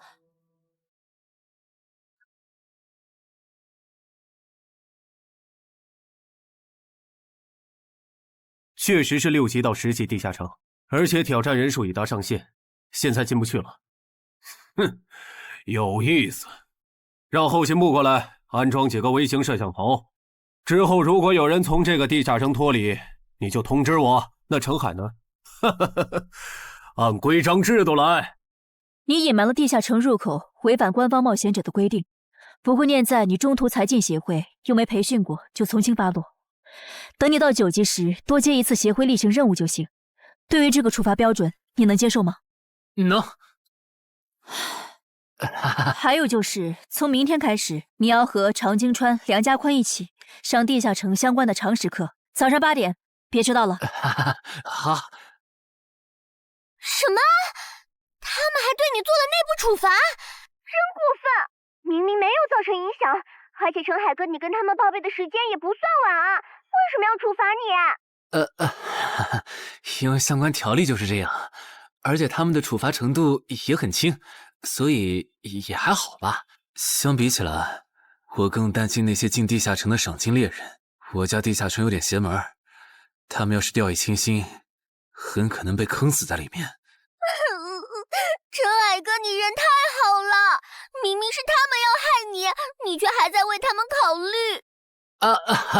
你搞错了，我只是怕他们被困在地下城，到时候导致入口翻转，连累到我。说起来，你刚才说除了东山冒险者协会和你哥哥所在的散人联合以外，还有其他人也在帮我施压。我哥哥说明省的富豪曹火旺对悬赏你的事特不满，他认为传说起冒险者后代比老弱妇孺更受保护的话，以后冒险者肯定会变成特权阶层。听说这事还惊动了华东地区的负责人，所以关于你的悬赏才会这么快被撤下来。好，那替我跟你哥哥道声谢，等风头过了，我做东，咱们一起吃个饭吧。曹火旺吗？一起吃饭。啊，小妹真是的，为了个不知道从哪儿冒出来的野小子，竟然让大哥你用掉了这些年积攒下来的人情。人家毕竟救了咱们妹妹，我这个做大哥的不能就这么看着。怎么又有电话？喂，我是曹火旺。你可能不认得我。没，我听朋友说了，是您出面施压，我的悬赏才会这么快被撤销的。你已经知道了，那我就开门见山了。您说。我儿子死在了女妖之身，我调查到那个所有者后来被你杀死了，这样看你算是帮我儿子报了仇，所以咱们现在谁也不欠谁的，账清了。我今天给你电话是有别的事，我想以一介商人的身份和你谈一笔生意。简单点说，我和朋友都觉得你有前途，打算重点投资你。你以后要是成了地区负责人，选辖区时可以适当听取我们的建议。如果你觉得可以谈，咱们线下细聊。我是基础属性与称号常识课的客座讲师朱伟，很高兴认识大家。开始前，我想问大家一个问题：你们觉得对于新人冒险者来说，力、敏、体、智、感、魅这6种属性哪个最重要？这还用问？肯定是力量。毕竟脱离和通关任务大多需要击杀指定怪物才能完成。现在都知道，进地下城得备好防具和开刃武器，有兵器帮忙，哪怕身体弱得像软脚虾，也能击杀低等级怪物。对新人来说，力量够就成，多了那也是白搭。反倒是敏捷更能提高冒险者的生存率。这位学员说对了，在协会统计的数据中，刨除掉称号、职业和装备，对低等级冒险者的存活率和内战胜率影响最大的属性就是敏捷。敏捷影响冒险者在地下城内的存活率，这点好理解。但冒险者之间的内战为什么也是敏捷占主导？很简单，低等级冒险者的称号、职业和装备都不成套，没法弄出有效的攻防体系，所以他们内战时谁先动手谁赢面大。这时候敏捷就很关键了。原来如此，怪不得我遇到的秃鹫和通缉犯不是速度很快，就是打法非常克制、速度快的冒险者。原来点在这里。极限加敏捷的冒险者到6到10级就不好使了。一是这阶段冒险者能靠地下城掉落完美攻防，二是地下城等级一高，怪物种类和数量猛涨，光靠敏捷自己单干没法应对任务和怪物都变强的新情况。那6到10级这个阶段，哪种属性收益最大？6级之后，除了必定作为攻略组核心的超新星以外，其他冒险者都得按团队需求调整自己。这时候别管啥属性收益高，得看团队要你咋发展。原来如此。但不同属性之间多少会有一个模糊的价值差吧？比如同样是1点属性，加在感知和加在力量上，谁更划算？这个确实有，目前公认的排序是魅力大于感知，大于智力，大于体质，大于敏捷，大于力量。魅力最高，为什么？我也不知道，不过这个排序是传说们公认的。作为金字塔最顶层的冒险者，他们的判断必定有其缘由。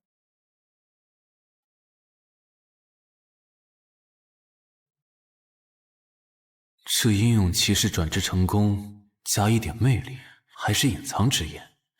可我主职业就是近战，副职业再选同类，会不会最后效果1+1小于2啊？想什么呢？没什么。不想说就算了。对了，林姐让我问你，下午的冰击课你来吗？啊？这次好像有越省来的武术大师指导我们。停！第7局，长经穿胜。枪的优势这么大吗？算上达人绷带的效果，我等于是被14-0了。关键他的速度没我快，体力也没我好啊。你已经连输7把了，还打吗？打，我还没累呢。你呢？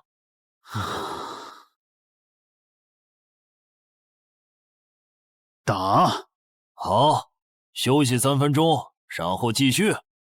怎么感觉不用称号和职业技能的陈海哥表现还不如我啊？你说的没错，他做了个基础身体塑造就去女妖之3了，靠着地下城和坟场暴走事件成了华东新星。要是光论基本功，他确实比不上你。啊，这样吗？哼哼，不过作为冰姬的门外汉，他的表现已经足够出色了。哼哼哼，他现在已经能一步步跟上常京川的节奏，我估计5局之后，他应该就会开始赢了。停，第8局，常京川胜。开什么玩笑？这才10局不到，他就变得比梁家坤强了。他的智力到底有多高？感觉不是打法的问题，如果我的爆发力再强一点，刚才那一局说不定能赢。陈海，啊，下一局你用称号和职业技能吧。你确定？哼，确定。我想更直观的感受我和超新星的差距。常京川亮称号了。什么？他们好像要来真的。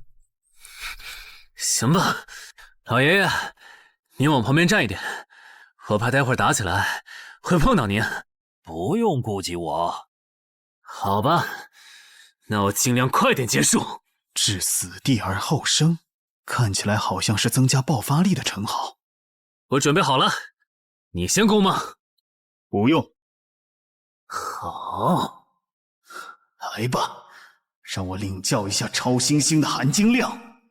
那你不要眨眼哦，现在的我可比之前快多了。好快，我出手更快。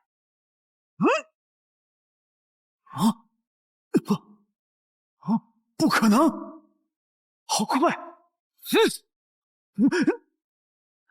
你输了。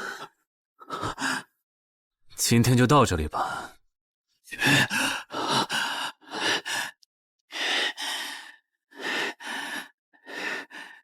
喂，我完事了，换班换班。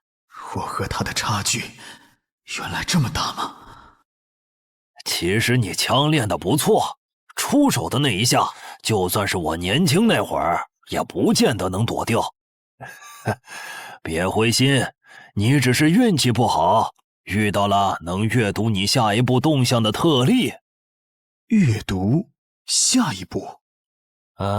展开来说就是，人在出招时破绽最大，能抓住这个瞬间的人，轻松就能无招胜有招。使用者必须要在对手出招前阅读到对方的下一步动作。有这份眼力的武术家呀，还在世的不超过5个人，所以你输得不远。陈海哥，你刚才那招叫啥？好酷啊！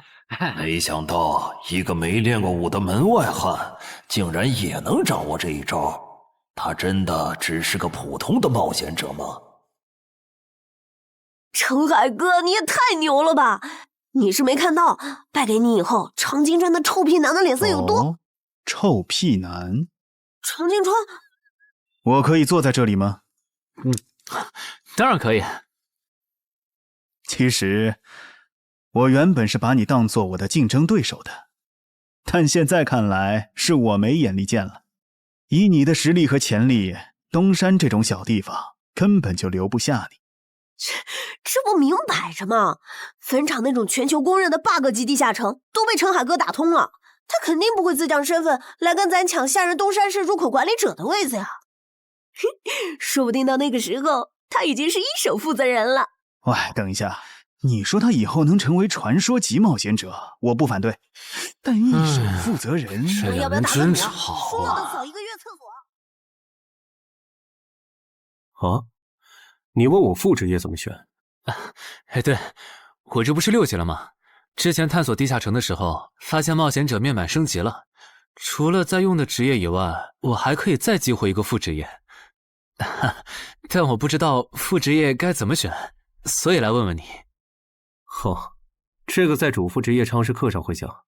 不过你既然问了，那我就简单说下。一般来说，冒险者主职业分常见和隐藏2种，常见职业很多，进阶方法也大都搞清楚了。你的主职业要是常见的，去内网一搜就知道和哪个副职业最配了。那如果主职业是隐藏职业呢？果然，你是隐藏职业。隐藏职业因其获取难度，目前协会只掌握了个别职业的最优路径，其余的就只能凭感觉来了。啊？凭感觉？那如果选错了，后续不就完蛋了？谁也打不过了呀？不一定。毕竟常规职业冒险者，就算是成为传说，实力也只能排到中等偏下这样。如果你真是隐藏职业，只要没选和主职业互拖后腿的副职业，那上限就不会低。说起来，有一些隐藏职业甚至不需要副职业就能直指传说，甚至还是上位传说。这样吗？不过这种就算在隐藏职业里也是非常稀有的，就像8美额的骑士。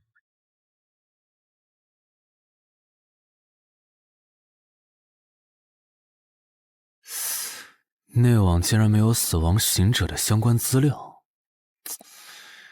那看看英勇之骑士吧。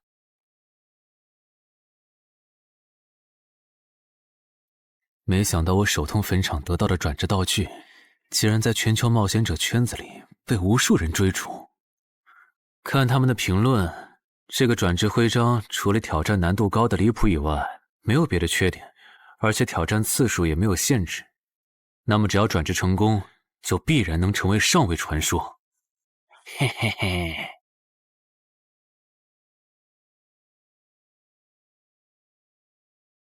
使用英勇之骑士试炼徽章。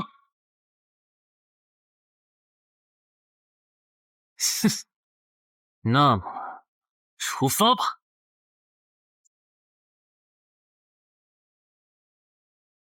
啊！不是吧？让我挑战他？啊！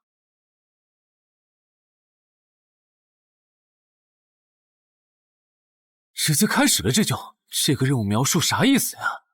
是要撑过10分钟吗？还是用10分钟得到他的承认？啊！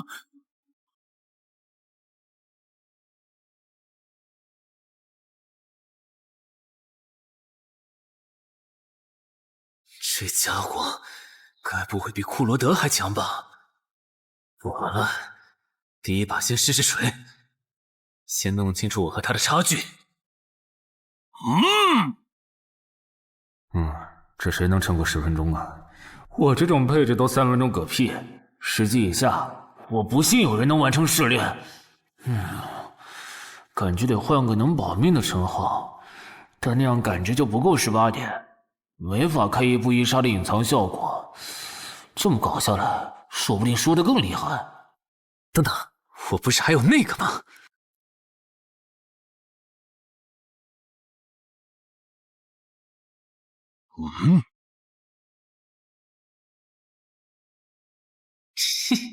讨厌，这个傻大个的弱点是感知，他看不到穿了隐身衣的我。啊？那是什么？丢！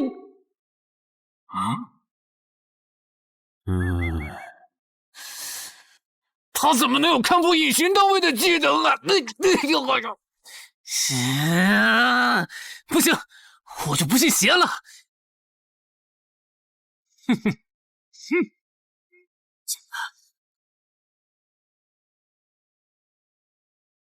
混蛋！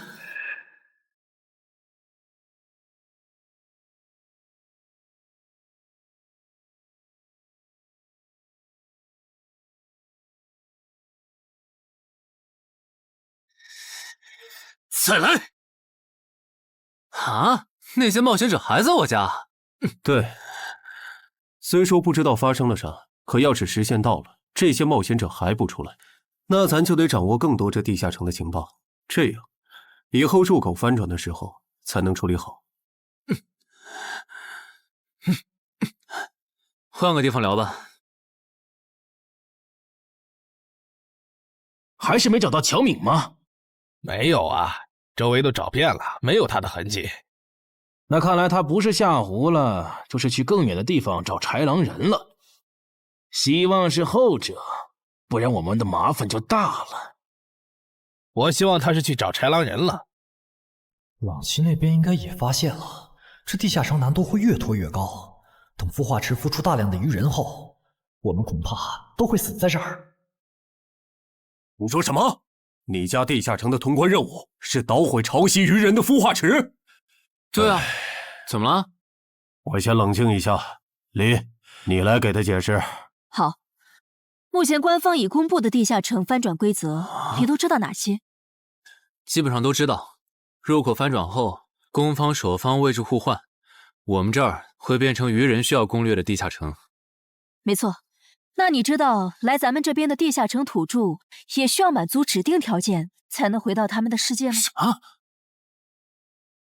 等等，你的意思是那些土著也会有脱离和通关任务？是的，而且绝大多数情况下，两边的脱离和通关任务会很接近。比如捣毁潮汐鱼人的孵化池，换算到咱们这边，恐怕是破坏人类的重要设施。嗨，你再听嘛，这下摊上大事了。他已经吓傻了。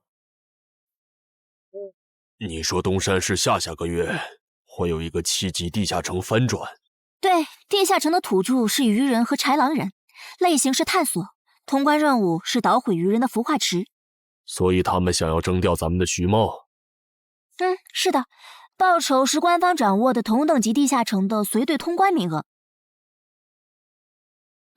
等等，郑哥不是14级的冒险者吗？处理一个7级的地下城不是很简单吗？因为你家的入口翻转后，我就没法随意出手了。啊？你不知道正常，这涉及到未公开的地下城翻转规则。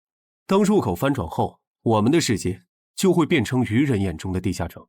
因为入口翻转前后规模不变的铁律，所以在有鱼人完成脱离任务之前，等级高的正人军不能动手。原来如此，怪不得坟场明明只是5级地下城，但却存在传奇个体。怪不得小鬼头脱离后，坟场就立刻进入到第2阶段，这样就解释得通了。这个规则不是强制性的，我不能出手，主要还是因为有人曾经尝试过这样做，结果导致入口等级提升，对面的高等级个体也能来到我们的世界。简单说，用同等级处理同等级翻转问题，是各国冒险者协会试过好多回后得出的最优方案。那军队呢？郑哥这样的不方便出手我理解，但军队和热武器明显更靠谱吧？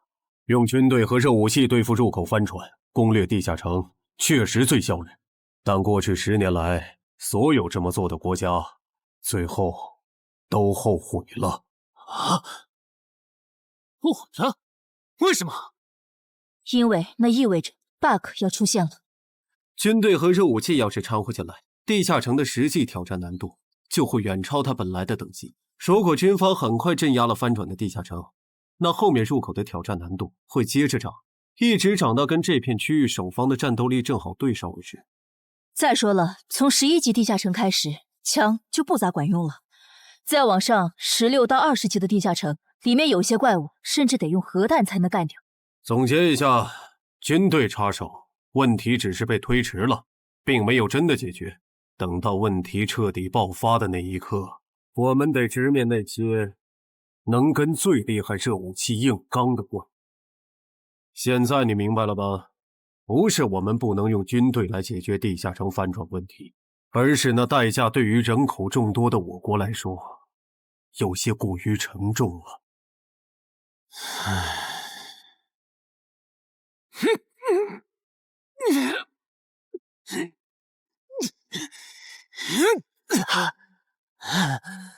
车哥这也太拼了吧！天天这么练，他身体遭得住吗？林姐没和你说吗？说什么？陈海家的地下城下个月要翻转了。什么？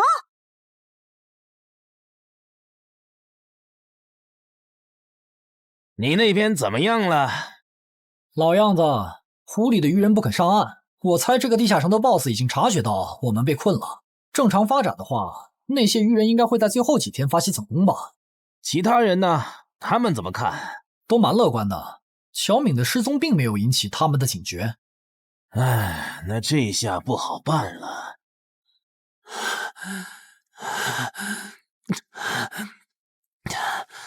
给。啊！今天周4，你不用上学吗？上啊，谁让有些人闯祸，把地下城入口给搞翻转了呢？想上都上不了。应东山市入口管理人的要求，原定课程现在换成入口翻转规则普及课。因为本节课还有大量未准许披露给民间的内容，所以开讲前需要大家签署这份保密契约书。谁先来？我，我签完了，下一个谁来？给我吧。然后给我。那我收尾。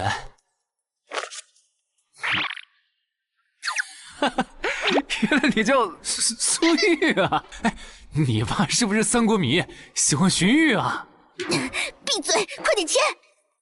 最后重复一遍，我接下来讲的内容，你们不可以透露给协会外的人。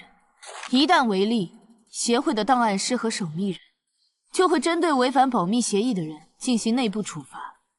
相信我，绝对会让你们后悔泄密的。下面开始正式上课。官方已公开的入口翻转规则，你们都看过吧？看过。好，那我就用东山市要翻转的7级愚人地下城做切入展开来讲。地下城翻转而后，入口还在老地方，东山市会出现对愚人来讲难度一样的7级人类地下城。在该区域内，你们将无法使用称号。为什么？目前学术界尚无定论，但主流观点是，这是基于守方有利现状做出的平衡性调整。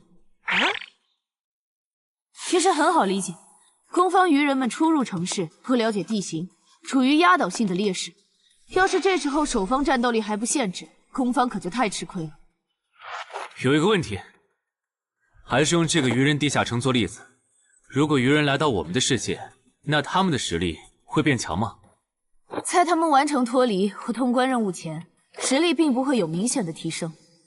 也就是说，愚人完成脱离任务后，因为有好处拿，就更想把通关任务也给完成了。这机制不就是让人等死吗？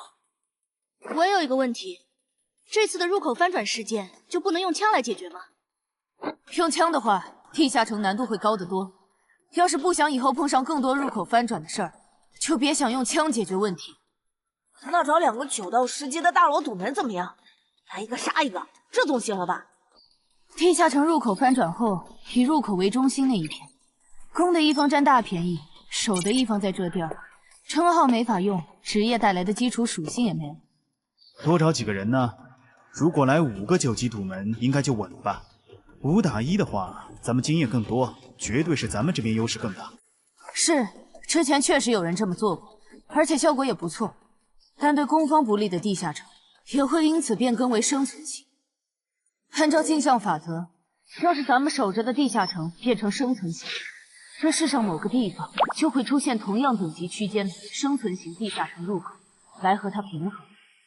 比较典型的就是坟场和恐惧之墓。所以，至少在我们国家，现在是尽量避免这样做的。这好恶心啊！这里不允许，那里又有限制的。难道入口翻转，我们就只能安排附近居民撤离，然后一波接一波的处理跑来咱们这边的愚人吗？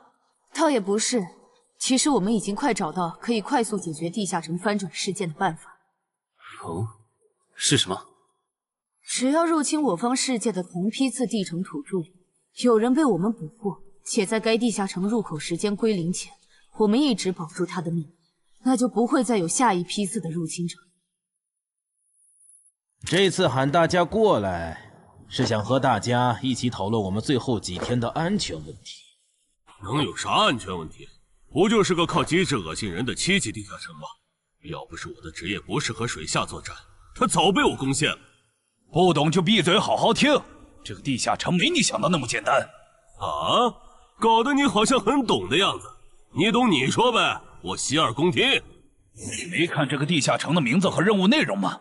摧毁潮汐愚人孵化池，这么明显的暗示你都没反应过来，我真是服了。要现在这样下去，最后几天活里的愚人能多到数不过来。如果他们的 BOSS 是团队增益型的，那某些不抱团的蠢货绝对死定了。骂谁呢？所以召集我们过来，是要商讨最后几天愚人上岸时咱们怎么自保吗？对。上个月我去粤省处理当地10级地下城翻转的事，知道了一些不能透露给民间的情报。官方察觉到翻转后的地下城有个对攻方有利的规则，以入口为圆心的特定范围里，守方的战力会被严重限制。所以我认为现在这个地下城作为守方的愚人们，应该也存在类似的规则。具体点呢？会限制到什么程度？以我们为例，愚人作为守方，我猜就算他们的 BOSS 是团队增益型，进入我们攻方有利的区域，这个增益效果也会被压制。称号不能有也就算了，连职业带来的基础属性加成也会被抵消吗？这限制未免也太大了吧！我原本还想着，如果称号不能用，就选一个感知加2的副职业，凑出一步一杀第2个效果，未来式的最低要求。但现在肯定没戏了，算了，到入口翻转前，我先用阴影之骑士来适应没有未来式的战斗吧，看看实力会折损多少。早啊，骑士。啊？是吧？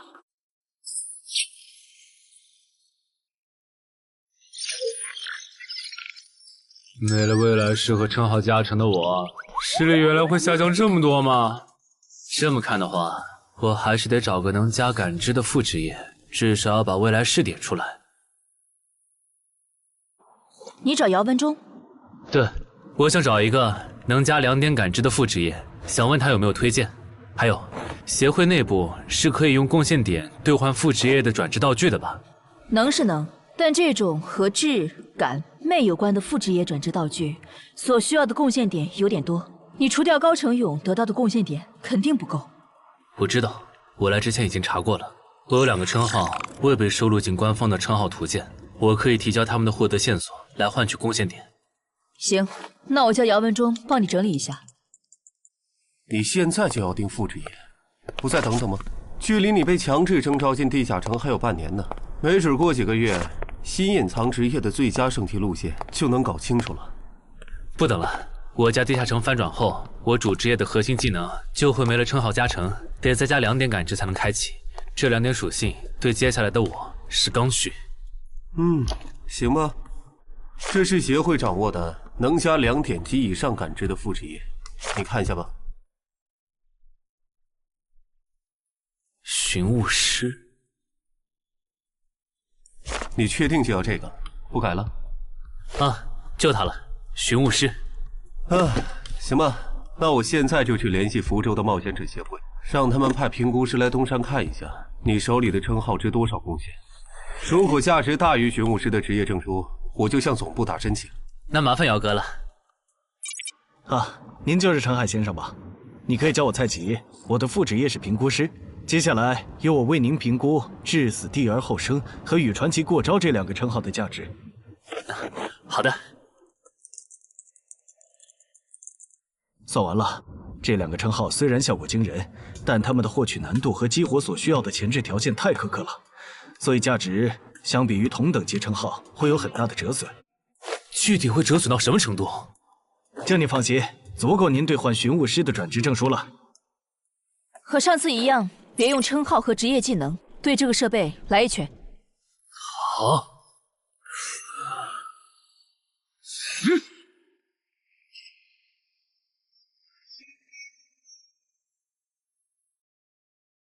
陈海哥的基础力量怎么只有13？我还以为他至少有14的。你别看他现在只有13，等他家愚人地下城翻转的时候，他保底能练到14，也有可能是15。虽然陈海哥很拼，但13到14这个阶段，就连姚哥都用了2个月。陈海哥再快也不至于到15吧？不信算了。说实话，我挺眼馋你这个达人绷带的。等你以后用不上它了，能不能考虑一下平价卖给协会？可以啊，不过那得等我的力敏双16以后。原来你们在做力量测试，我说怎么找不到你们？陈海，你的副职业转职证书到了。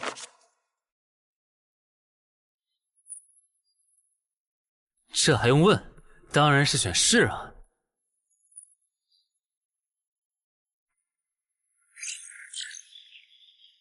等等，不会吧，不会吧！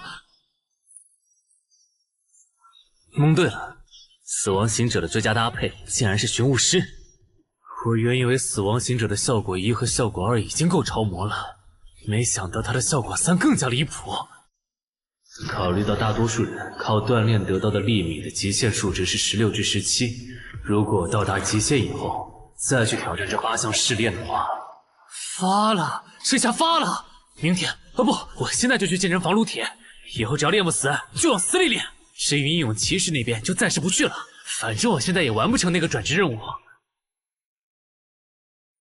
有没有搞错？东山市的地下城翻转事件，为什么要拉我这个云霄市入口管理者去帮忙？因为你老婆在我这边的人情已经用光了，还有，你下个月就不是云霄市的入口管理者了。身为官方冒险者，被附近的协会征召，不是很平常的事吗？而且，别告诉我你不知道，东山市的愚人地下城是因为谁才闹到要翻转这一步的？11121，11122，11123。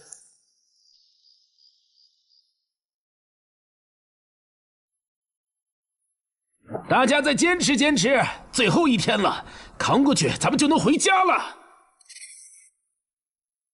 曼哈努斯大人，巢穴现在有守卫24只，精英鱼人69只，哨兵队长和士兵共800。很好，我要用他们来提升我的等级，杀死森林里的冒险者，把他们的尸体拖回来。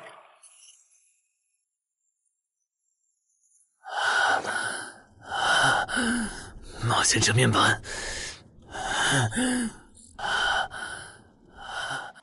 你这人真怪，明明再过几个小时地下城就翻转了，你不养精蓄锐，却在这里做力量训练，临阵磨枪也没你这么磨的吧？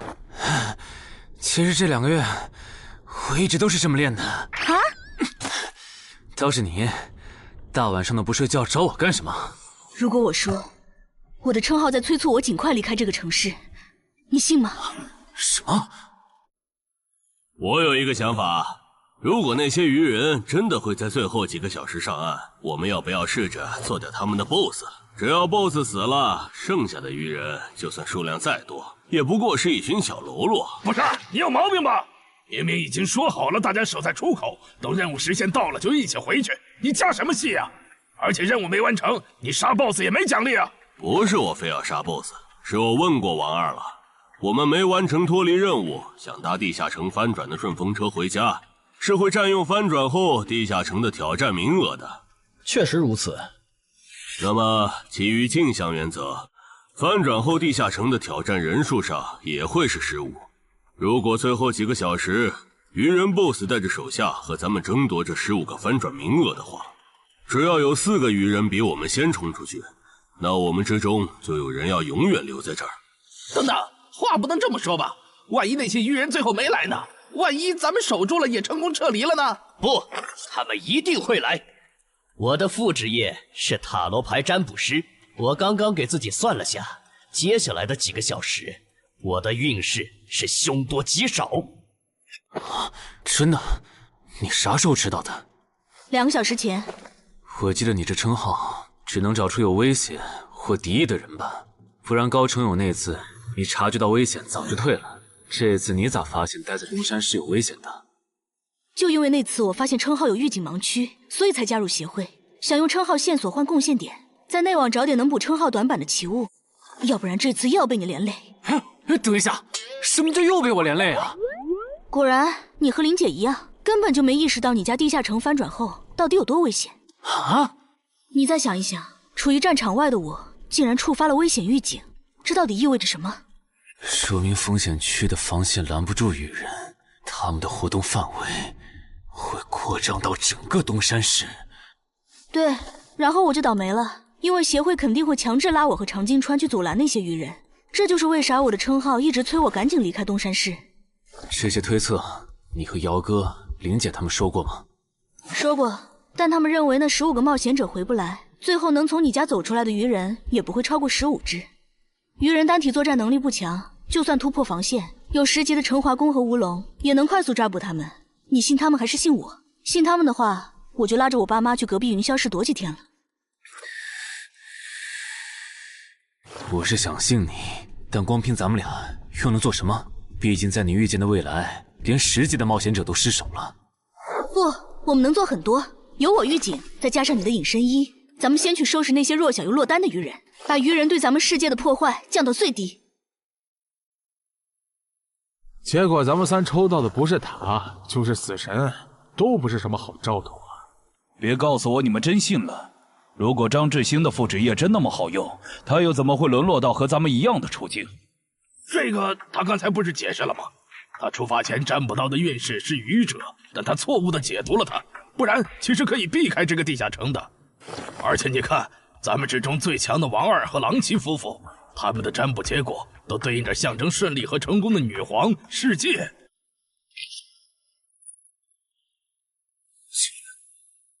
我抽到的牌和你一样，也就是说，如果我保持现状，最后下场也会和你差不多，对吧？对，咱们很有可能走不出这个地下城。那你再占卜一下，如果按我的计划，大家合力干掉 BOSS， 把剩下的愚人赶回湖里，我的运势会不会好转？行，等一下，先别占卜。你的计划还有完善的空间。这地下城里的愚人现在估计已经繁殖到好几百甚至上千了。如果他们的 BOSS 是团队增益型的，那我们和他们贸然开战，绝对会死很多人。所以你的意思是，咱们干脆什么也不做，就在这儿等他们打过来喽？也对，反正你们俩抽到的都是安全牌。你理解错了。我的意思是，普通 BOSS 按你说的来，团队增益型 BOSS 就得先引走大部分愚人，再集中精锐力量斩掉 BOSS。前期侦查、辨别 BOSS 和发射信号弹也得有人做。侦查部分最好由我来负责，我有潜行技能。没问题，这样就可以提前确认 BOSS 的类型，然后按照事先准备的预案来执行了。感觉朗奇的方案要更可靠些，我按他说的占卜吧。可以。这么做确实能低风险的解决掉一部分落单愚人，但如果可以的话，我还是不想让失控之事发生。我打算再劝一下姚哥，但这需要你配合。你能和我一起去我家，用称号确认一下入口对面危险愚人的数量和质量吗？没问题。没事的，我们大家都在呢，最后肯定都能出去。那个女生好像又抽到死神牌了，连续2次了，看来她大概率会死在这个地下城。愚者牌怎么解读？眼下这个情况，抽到他，意味着你将利用你和你身边的力量来达成你的目的。目的嘛？大家听我说，占卜的结果出来了，除了个别人抽到死神、塔牌，大家整体的运势其实是变好了的。这说明主动出击会带来好的转变。既然这是让大多数人都受益的决策，那我的建议是执行。至于抽到死神和塔牌的，就麻烦身边的人分精力照顾一下了。王二，了解，我现在就出发。要是这 BOSS 是团队增益型，咱就得派一半人去当诱饵，让其他人找机会干掉 BOSS。有人自愿去诱饵组不？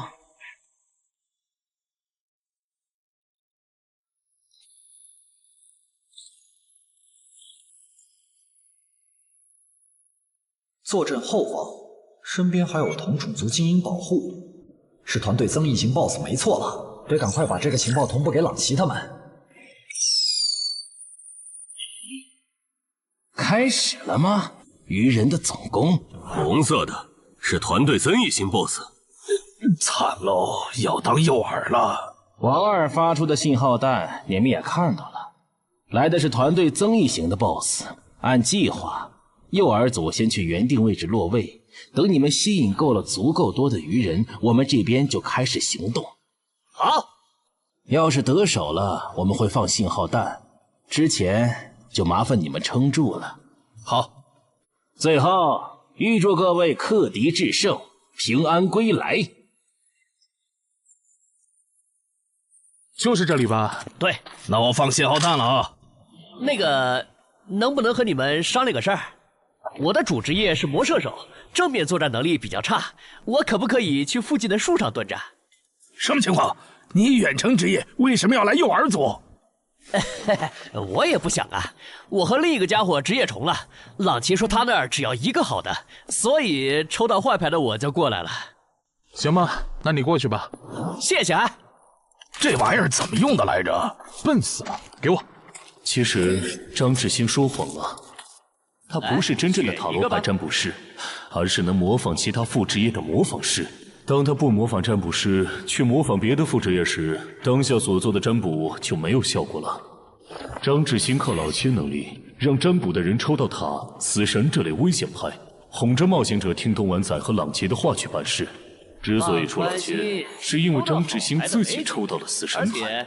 为了改孽，在东莞仔提出干掉 BOSS、把鱼人赶回湖的计划时，他就赶紧站出来帮忙拱火。而这显然很成功。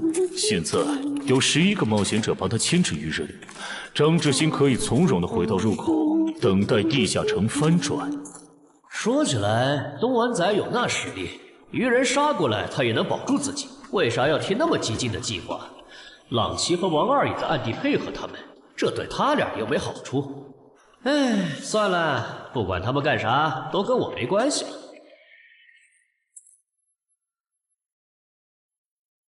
这好像是个一次性的异世界奇物，林军。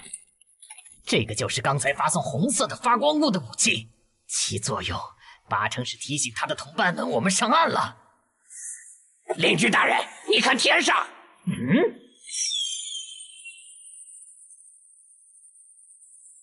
原来如此，这就是你们下的战书吗？人类，我接下了。